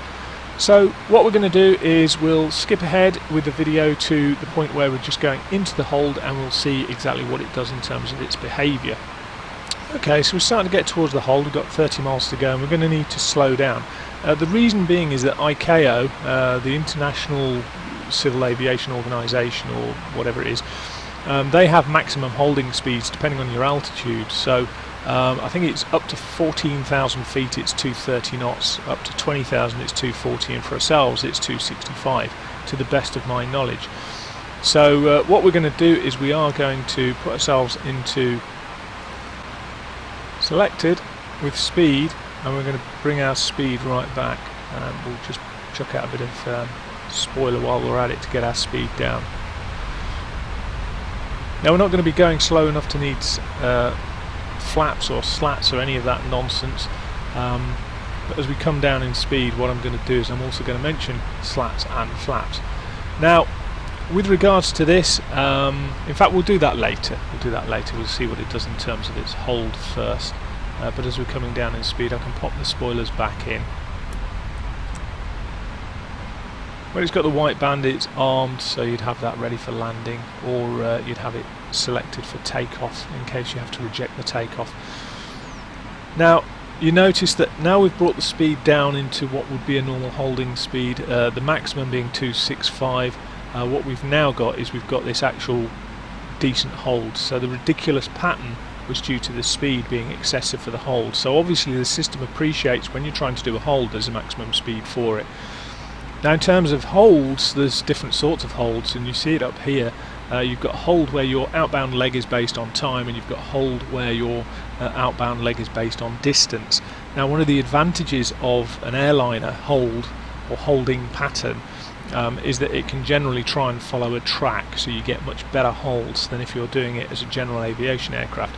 As a general aviation aircraft, when you're doing it in timing, you'll end up with all sorts of strange egg-shaped holds because of the weather that you're trying to combat, whereas an airliner with this sort of thing can actually follow a specific track. But nonetheless, we will see what it's going to do. Do you think we should go on a plan mode and watch it fly round? Yeah, let's just leave it on plan mode and see what it does. So realistically, this is something where we're looking at the limitations of the sort of aircraft and how it's been developed. There are limitations with the MCDU, however the most of the limitations with the flight management guidance system are what I would describe as tolerable. What do I mean by that? Well, actually the functions that haven't been implemented are functions that quite often most people wouldn't really use that often. Now holding is something that potentially if you do a lot of flying on VATSIM, IVAO or Pilot Edge, you might need to use that function a bit more. However, what I would say, certainly if you're on Pilot Edge, then you probably ought to be able to do a manual hold anyway. But the critical thing here is that for an average person who flies from A to B, lands at B, maybe refuels and then flies B to C, the chances are you're not going to want to do a hold because it's not exactly a particularly exciting thing. All we're going to do is look at the behaviour in the hold here and see if it can actually do a hold. I've had it before where it's gone all over the place and it's gone a bit skewy, so let's see what it does here as we approach Sierra Alpha Mike, Southampton. And it is engaging and turning in a turn to the right. Holding 265 nicely, so it is doing pretty much what we expected, and we'll see how it goes around. Now, one of the key advantages of this this add-on really impresses me and bugs me in those that don't do it, is having clarity of instruments when you're zoomed out.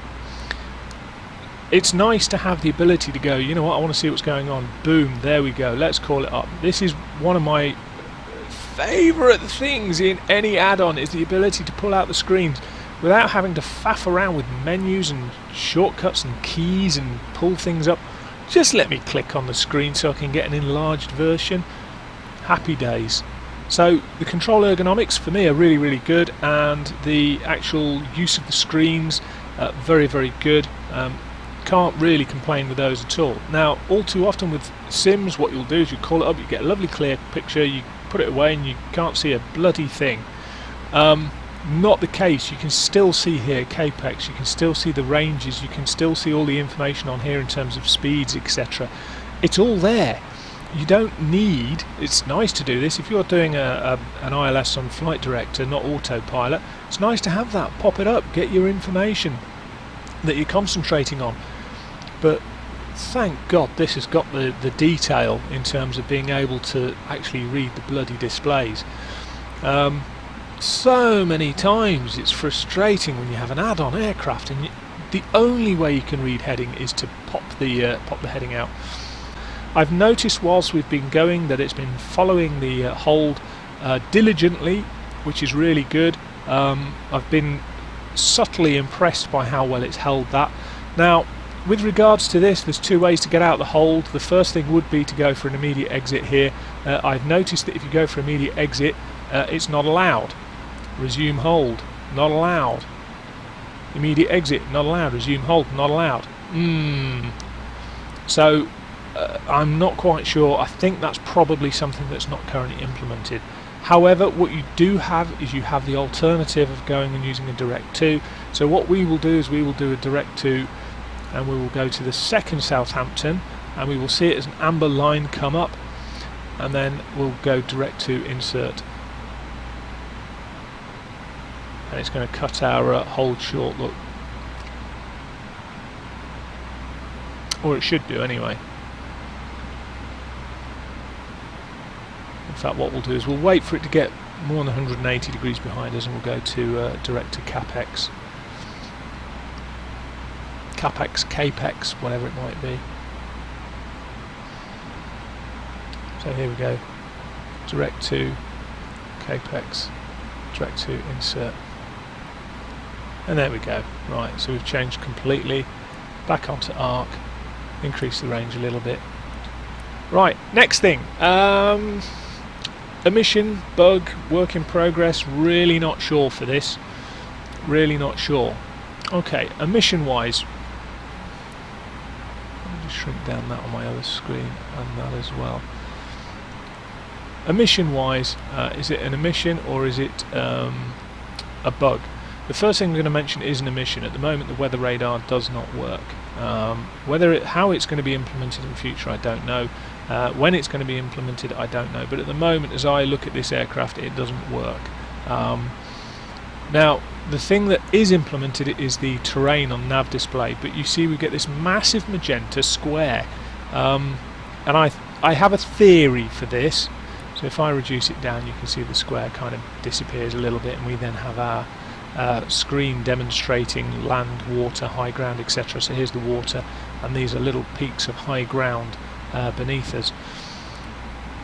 The magenta bit, now when a sim loads scenery it does so in tiles, so it does so in geographic tiles, and given the irregular pattern of this geographic tile here, this square, I can't help but think it's because the sim hasn't yet loaded the elevation information and the scenery for outside this. So in effect this is what the sim sees.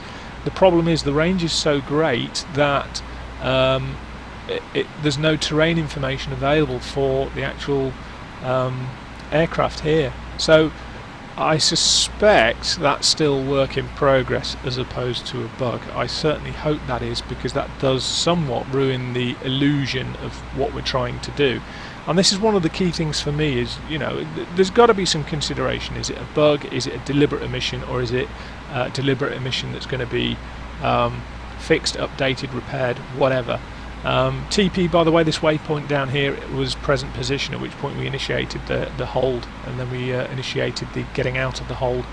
This point here, let me get rid of the terrain because it's quite distracting. This position here, there's lots of little arrows you get on various Airbus I, is our descent point. Now one of the things we do need to do is have a quick look at our descent profile, and there's a couple of things. So as we come down here, the first time we come across Jersey, actually when we look at the chart we would expect to be at 3,000 feet. So what we're going to do is we're going to do a speed of 170 at 3,000, and we're going to tell it that we want to be there at that height, at that altitude, at that speed. So yeah, doing it as part of a descent. So we've got 2,000, no, that's not what we want, we've got 170. Let's see if we can get it to go to 3,000 feet.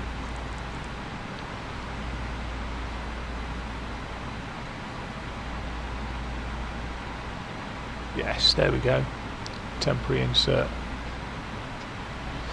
So now let's have a look at what we've got. We've got a speed limit point, we come down to Anglia 93, then 3,000 feet, and India Delta Delta 85, which is 8.5 miles out, and then down to 2,000 feet. So that looks good to me. As we look at this now, let's bring this over and we can look at the constraints, pop those on, bring that down, put that to that, in fact bring it right down, and then we can have a faff with it. Okay, so from where we are, bevel, Marok, Lelna, Anglia. In fact, it's not Anglia, is it? It's our speed limit point. Angler, sorry. And then we get into this slight mess down here. Now, if you remember when I mentioned earlier, one of the things I mentioned was in terms of its approach, it had a point here drawn, but it had a dotted line and a dotted line. It has drawn them correctly together, and you can see we've got 3,000 feet as the initial constraint first time over Jersey, which it's got. It's then got this descent down, where it's trying to get down to 2,000 feet. Now, over 2,000 feet at India Delta Delta 85, but it's predicting 267, and then as we come around it's going to fly this path to intercept the extended centre line with Jersey at 2,000 feet. And you know, it's all looking fairly good, that, to be honest.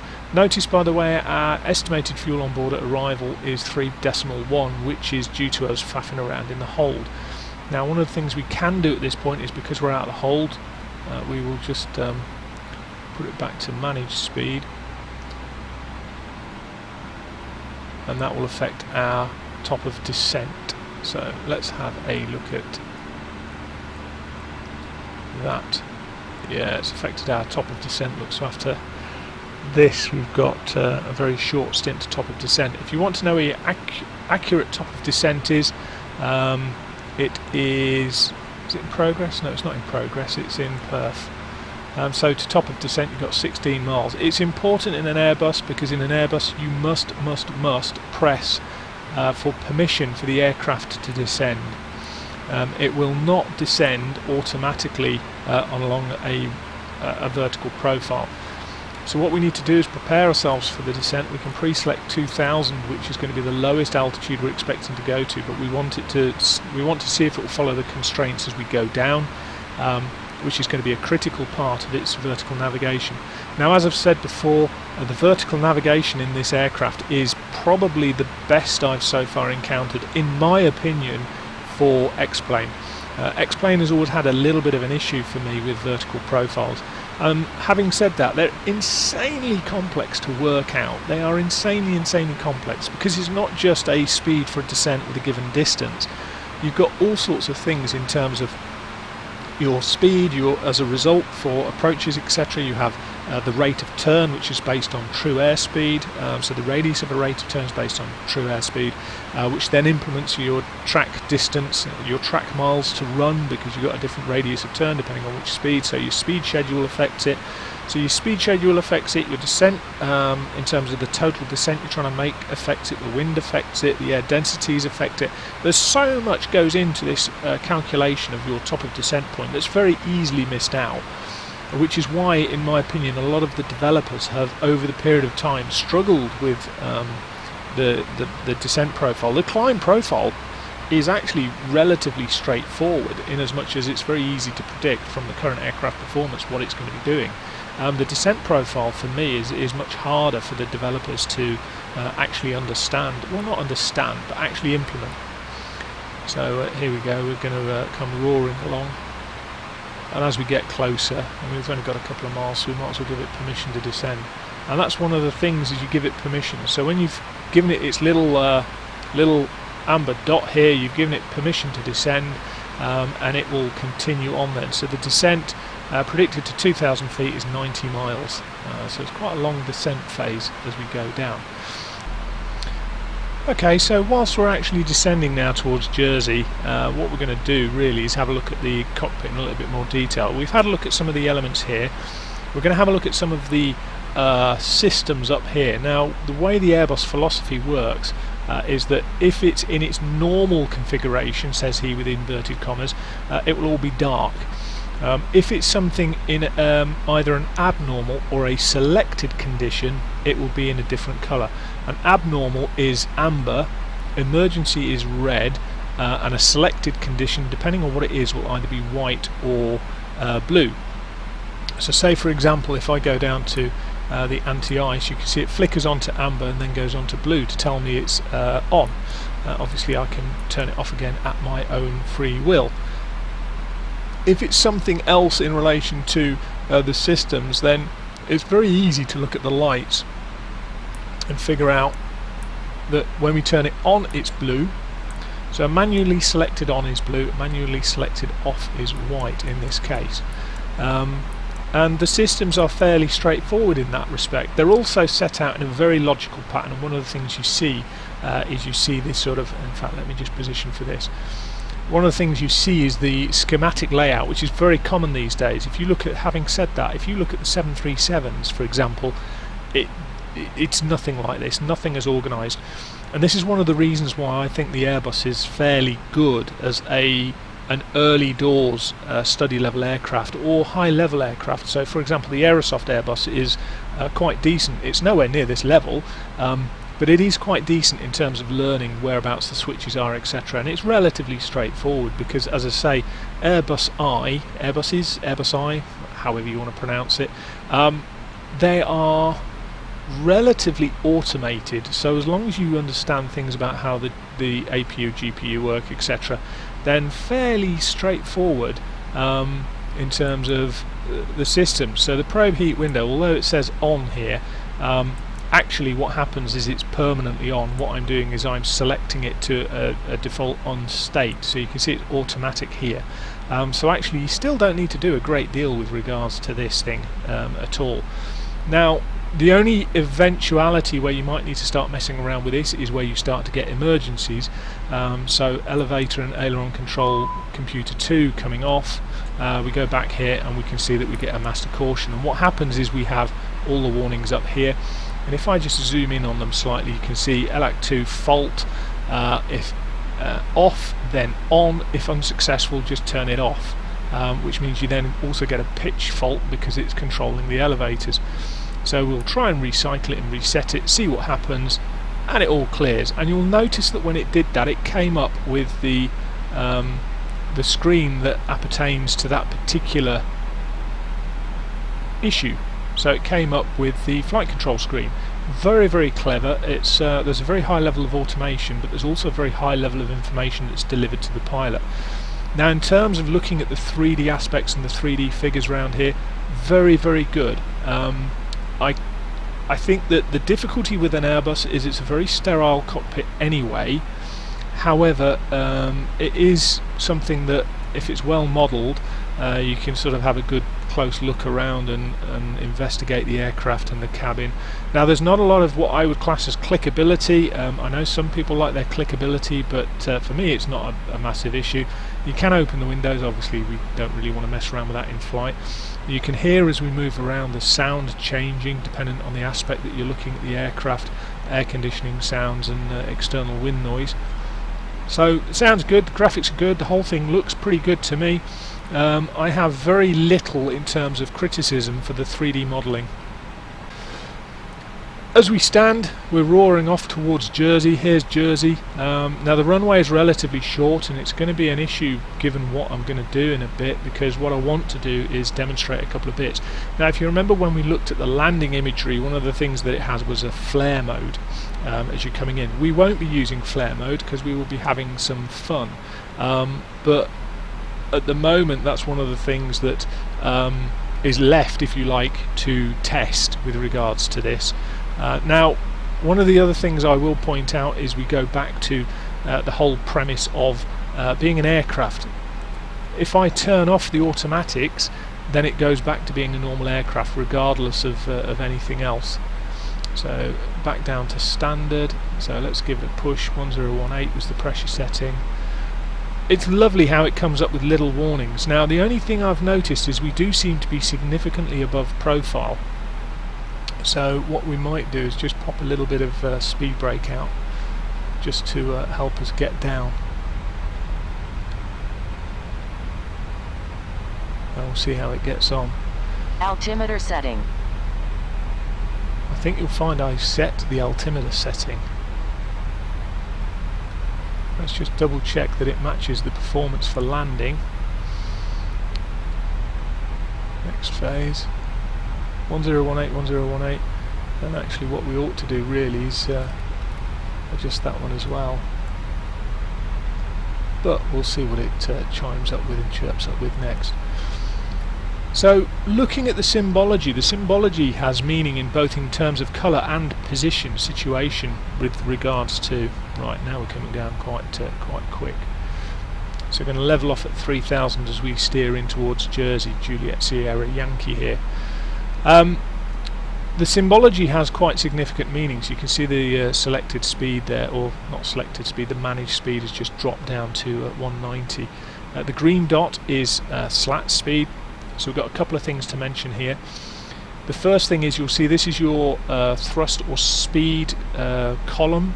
This is your vertical column in terms of your vertical navigation, your vertical path, and this is your horizontal path.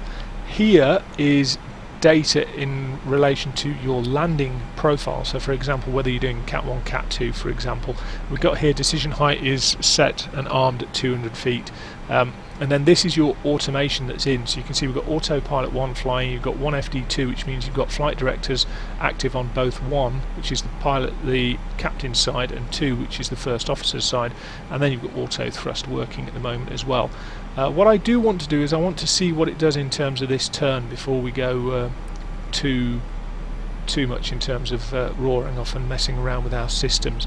This turn's quite a crucial turn because it includes both the turn and also the descent. So the recommendation is slats at about 210, which we've got. Now here's one of the significant things. When we took off we had flaps as 1 plus F. However, we've now put first stage flap according to the lever and we've only got 1. What does that mean? Well, 1 is the state where actually you have only the slats deployed. So as you come in towards an approach stroke landing, you don't get stage 1 with slats and the first stage of flaps. If I go to 2, I'll get slats and the second stage of flaps, but the first stage of flaps is only really used during takeoff. So in all other phases of flight, if you have first stage flaps, you will get 1 plus F. However, when you're in descent stroke approach, you end up with 1 on its own until you go to flaps 2. So we'll see what it's doing with this. What have we got constraints set up for? Speed 170, so it should start decelerating before it gets to 8.5.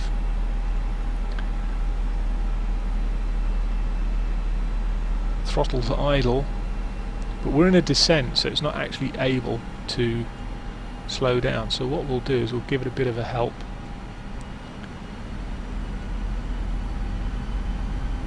We will arm the landing system, but I'm not going to arm the approach mode, so I just want to see where we are in position related to it. So we're looking for this to get to 8.5 on the outbound,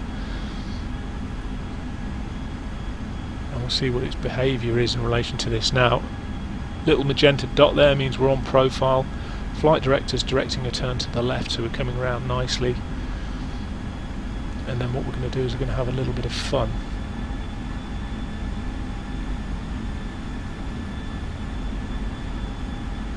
Now, it's not slowed down. It's also not descending particularly quickly. So I think what we'll do, yeah, I know the spoiler's still out, the speed brake, sorry, is still out. I think what we'll do is we'll take it into selected, go down to 170.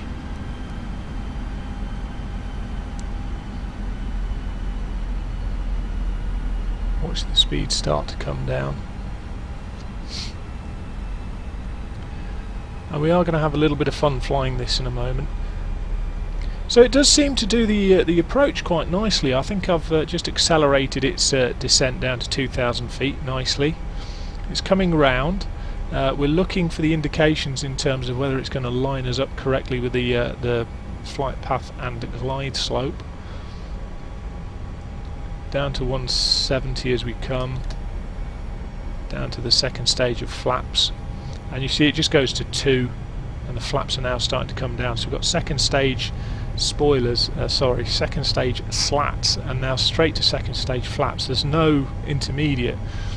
So there we go, it's starting to line up, and what we're going to do now is we're going to wait for it to level and then we're going to start turning some stuff off. So up here we've got the hydraulics, green, blue, yellow, so we're going to turn that off, and that off, and we should get warnings galore. And there we go. Right, so warnings galore. Let's go round. Yep, we'll just acknowledge those and we'll go around, get ourselves into a safe position, get the autopilot disconnected because we're not going to continue an approach in that condition, and we're also going to not have the auto throttle locks coming off. Now, because of all of that, we're now basically flying as we are a normal plane. What we've done in turning the hydraulics off for 2 out of the 3 systems is we've gone back into a lower state of protection. So you can see now flight controls are in alternate law with all of our protections lost. So at the moment what we've got is no protection. We've also got no auto trim at the moment. So what we can do if we wanted was to mess around with this. Now what we're also going to do is off. Yeah, that'll do for the moment. Off. We don't want the electric pump on, we want this to have some grief. Right, so now what we're doing is we're disabling a load of our systems. We've got real issues going on. We're descending down towards the sea, which is not what we want, but we're flying the plane as we would do any normal plane. Now, it's been a bit awkward, I'll grant you that. It's been very awkward indeed. However, at the end of the day we still have a plane. So 260, we're going to just turn around this way and fly away a little bit, extend, get ourselves back up towards 2,000 feet. Now at the moment it's still relatively flyable, it's not having too many issues, but one of the things you can see now is we've started to get warnings in terms of the hydraulics, various things, land ASAP, flight controls, air conditioning and wheels are having an issue. So we do have a bit of a situation where we might want to get ourselves on the ground. Now we do have an indication down here, India Delta Delta is 9.9 miles away, but you can see now what I've got is I've got alternate law, I've got no protection, so I can go beyond 67 degrees angle of bank. However, pitch is a pig at the moment. So I've got no protections, I've got no stall protection, I've got no alpha floor, I've got nothing of that nature. Likewise, if you look over here, I can't remember if it's green or yellow, but I think green or yellow is, if you like, your heavy gear of your landing gear. So we might find that we've got an issue with landing gear.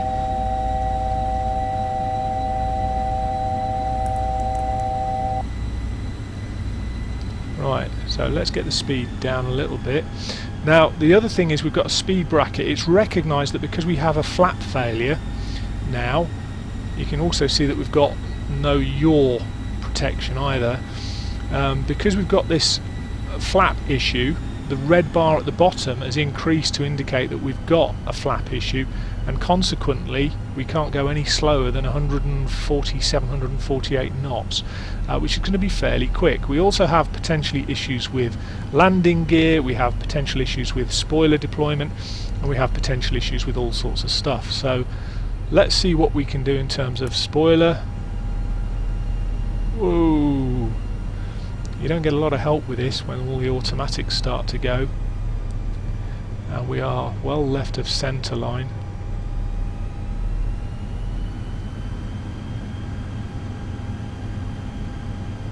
And well below flight path, glide path.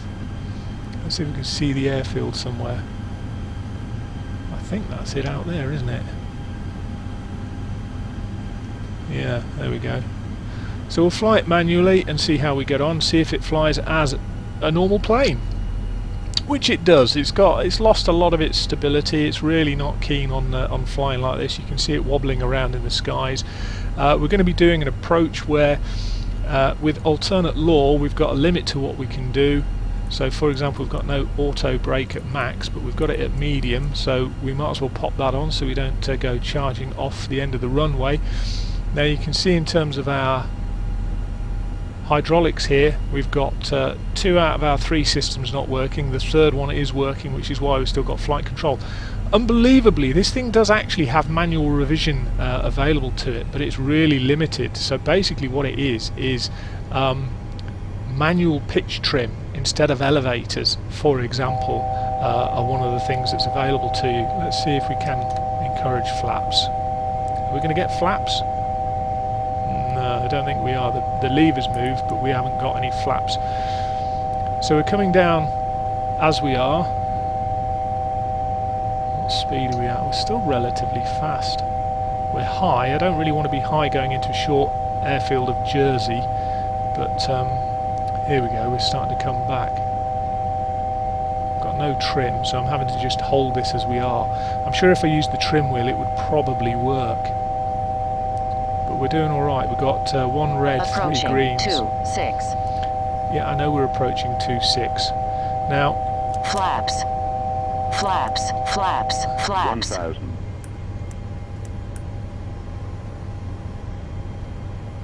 have we got gear down? 500. Got it selected. Ah! Manual gear extension. 400.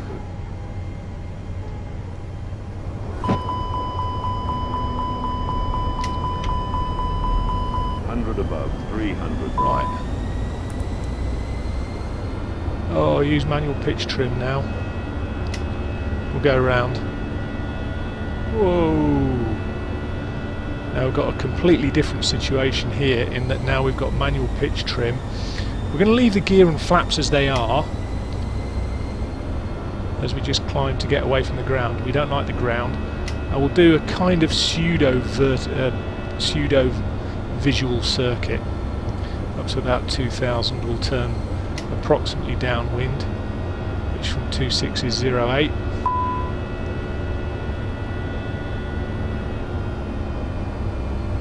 Again, we're just flying a normal plane again now. Got the gear out, a bit late with that. I was a little bit task saturated there, but obviously this would normally be flown as a crew, and you would normally have procedures for dealing with these sorts of things. But we're just having a mess around and see just what we can do with this. It is, however, handling like a bag of spanners.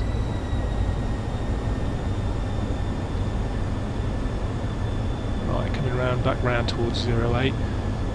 I mean, this is the point where you would use as much automation as you can. If you're single crewed, for example, because your other half in terms of the flight deck crew has had some sort of medical illness or whatever, this is where you would try and use as much automation as you can, purely out of the fact that you want to get as much help as you can. It's a complex beast, but we currently have manually selected the gear down.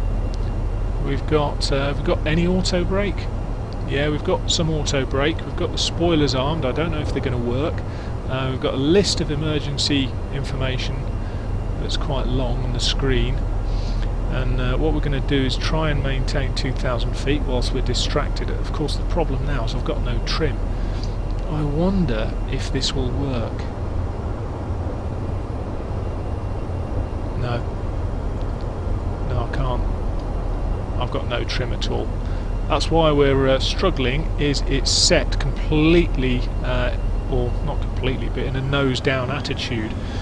So that's why we're struggling with trim. It just wants to pitch nose down all the time, and of course we've lost that auto trim, so it doesn't do its natural Airbus thing of holding its pitch. Likewise, I've got no trim available to me, which makes it a little bit more interesting. One of the things I like is we can pop that out there. We can just move it over there, so I get a nice indication there. We're going a little bit slower than I would want. I'm going to try and maintain around 160 to have a nice safety margin. We're coming back up to 2,000 feet, so we'll adopt about 6 degrees nose up. No, 4 degrees nose up, see how we do with that.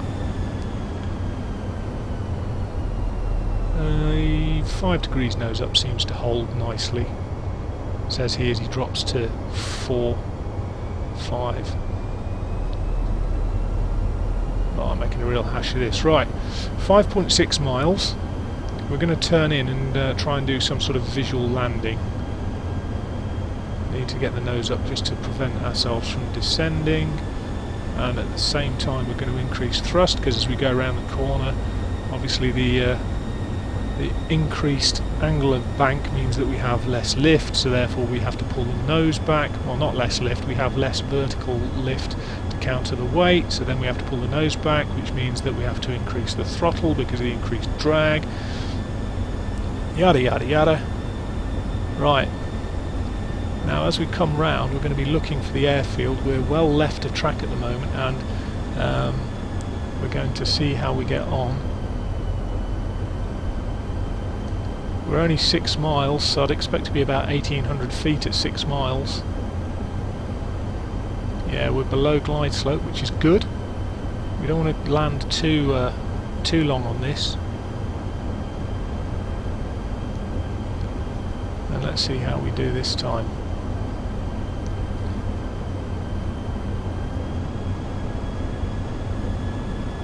Right, let's bring the glide slope down towards us. Nearly missed the localizer there.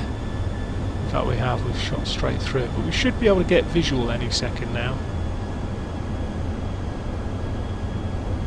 There we go, visual. Right, now we're visual, what we can do is we can use the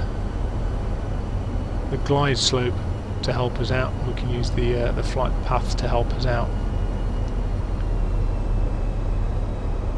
Watch the speed, we don't want too high a speed. At the end of the day, when we can do things like this just for shits and giggles, it's fun, but it does demonstrate that the aircraft has a lot of systems modelling far beyond that which an average simmer would really use. I mean, I think probably 95% or maybe more probably wouldn't even bother starting to turn hydraulics off for the what if, just see what happens. But you know, it's good from my perspective, A, to just have a bit of fun, and B, to see what these things can do. So I think, you know, given the amount of modelling that's gone into the systems, I think a type-rated pilot would probably be able to pull certain bits of it apart. You know, obviously I'm not type-rated, but certainly there's enough to give me a little bit of a sense of just how complex these things are. And as I say, for a beginner pilot, I would actually recommend something like an Airbus because of the level of automation. It becomes that bit easier to actually fly, because in effect you become a systems manager. However, as you can see, it still flies like a plane when the systems for the protection come off. So we're a little bit slow, if anything. 100. Excuse me if I start to concentrate and sweat with beads 50, of perspiration. 40, 30, 20, retard, 5. Don't worry, I'm going to retard. Feet remaining.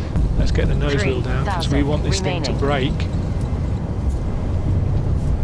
2,000 remaining. Oh, we're going off the end. Going off the end. Are we not? Going off the end.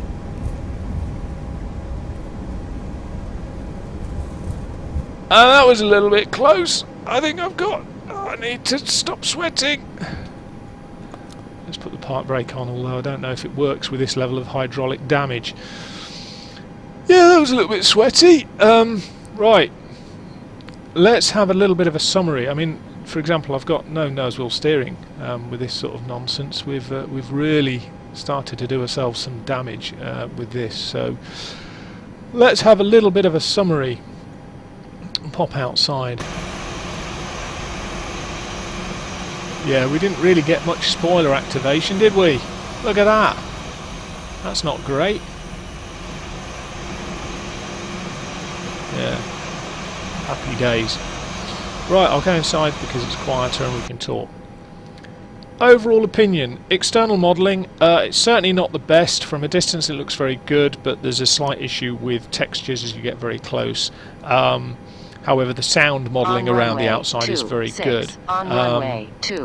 In terms of internal, it's an Airbus. It's very hard to get a great deal of character into an Airbus cockpit because they're not full of character. If you see them in real life, they're quite sterile environments. However, the critical thing for this is how it flies, how it handles, and how it manages flight. So there are some limitations, and they're predominantly to do with holds and offsets in the MCDU. I'm not going to go into the individual details as to whether this colour's right, that button press is right, etc. But fundamentally, from a normal user's point of view, there is enough here as long as you're not expecting to use holding or offset flights. As I say, the hold from present position for me is bugged. It crashes to desktop instantly anytime I try and use that. But the vast majority of what's here is accurate, that I can see, and usable. More importantly, when you fly that flight path, so you fly your approach as you saw us do towards Jersey, it flies it accurately, and it's one of the best vertical navigation and profile navigation aircraft that I've used in quite a while. There are obviously others that are comparable, but actually I find that generally speaking you don't often end up too high or too fast. It did have an issue with the managed speed as we came round towards the actual final approach course. However, you know, it's not something that can't be managed by just pulling it into selected speed mode. Then we get on to failure model and systems modelling. So the MCDU I'm relatively happy with. I just am waiting for the full complement of functions. So there are still some functions that are waiting to be implemented. So, you know, the obvious one is the MCDU, where we've got this. Whilst I mention that, I will mention flight plans. There's no facility to save a flight plan from this. So if you enter it, you can't save it that I can see. However, it can accept company routes. Now, if you go through the likes of SimBrief and I assume PFPX, you can generate a route which you can then save within this, and as a result you can have company routes. So it can do that, and it can take in external flight plans, which is good. We like that. Database can be upgraded through Navigraph. I haven't upgraded it because the key thing is the documentation. The documentation has hidden in it that tutorial. I very much, if you're not familiar with Airbus, I very much suggest you go through that tutorial. It is very similar to the company flights in here, which were LFMO, was it, or whatever it was, that I demonstrated at the start of the video. So I'd suggest that don't change the database until you're looking at no longer needing that, because obviously airways etc. change. But what was it? TLS,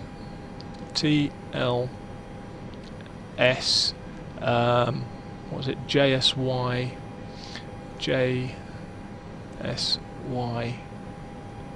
01, was it? Let's see if it pulls it up. No, it's probably me mistyping it. But anyway, yeah, you can. It's got a very nice feature with when you put in the departure and destination, it comes up with previous flight plans that relate to that. So then we get onto systems modelling. Systems modelling for me is very nice. As I say, an Airbus type rated pilot would probably be able to pull more of it apart than I can. However, from an average sim user's point of view, there's some very good modelling in terms of the actual starting the aircraft, setting it up, responses. One of the things I found odd is that the APU gen is, in this case, when you initialize the aircraft, is automatically on. Don't know if that's the case with the real aircraft or not, but other simulated aircraft you actually have to turn the APU generator on to get what you want. However, I note that the default position for this switch is black, and that if you operate it, it turns off. So in whatever aircraft they've looked at, I would draw the conclusion that that's probably accurate in relation to the aircraft they've looked at. Failure modelling, starter turns things off, and it does exactly what it says on the tin. We did have direct law to start with in the takeoff for that first 50 feet. It then went into normal law. We then saw at one point it went into alternate law, during which I lost the protections, and we went over to some silly angle of bank to demonstrate that. So we then lost the protections, and then finally what we've done is we've gone right back into direct law. I believe we're in direct law, are we? Yeah, flight control, direct law, protection lost. And in direct law, we've got no protections, no auto trim. In actual fact, we lost the trim, although in the real aircraft you would be able to move this manually as a manual trim, which we can't do. I guess that's probably a limitation of the sim rather than anything else, but you never know. And obviously then what you end up with is a whole world of pain to play with, and for me that makes it a very fun, enjoyable aircraft indeed. So I hope you enjoyed the video, I hope you found something useful out of it, and I hope that we get more fun out of this thing. I'm potentially going to consider doing a couple of tutorials, one in relation to the flight management system as a whole, and potentially one in relation to altimetry, because that's quite an interesting subject as we go through that as well. But in any case, guys, I hope you enjoyed the video, and I'll speak to you soon. Take care.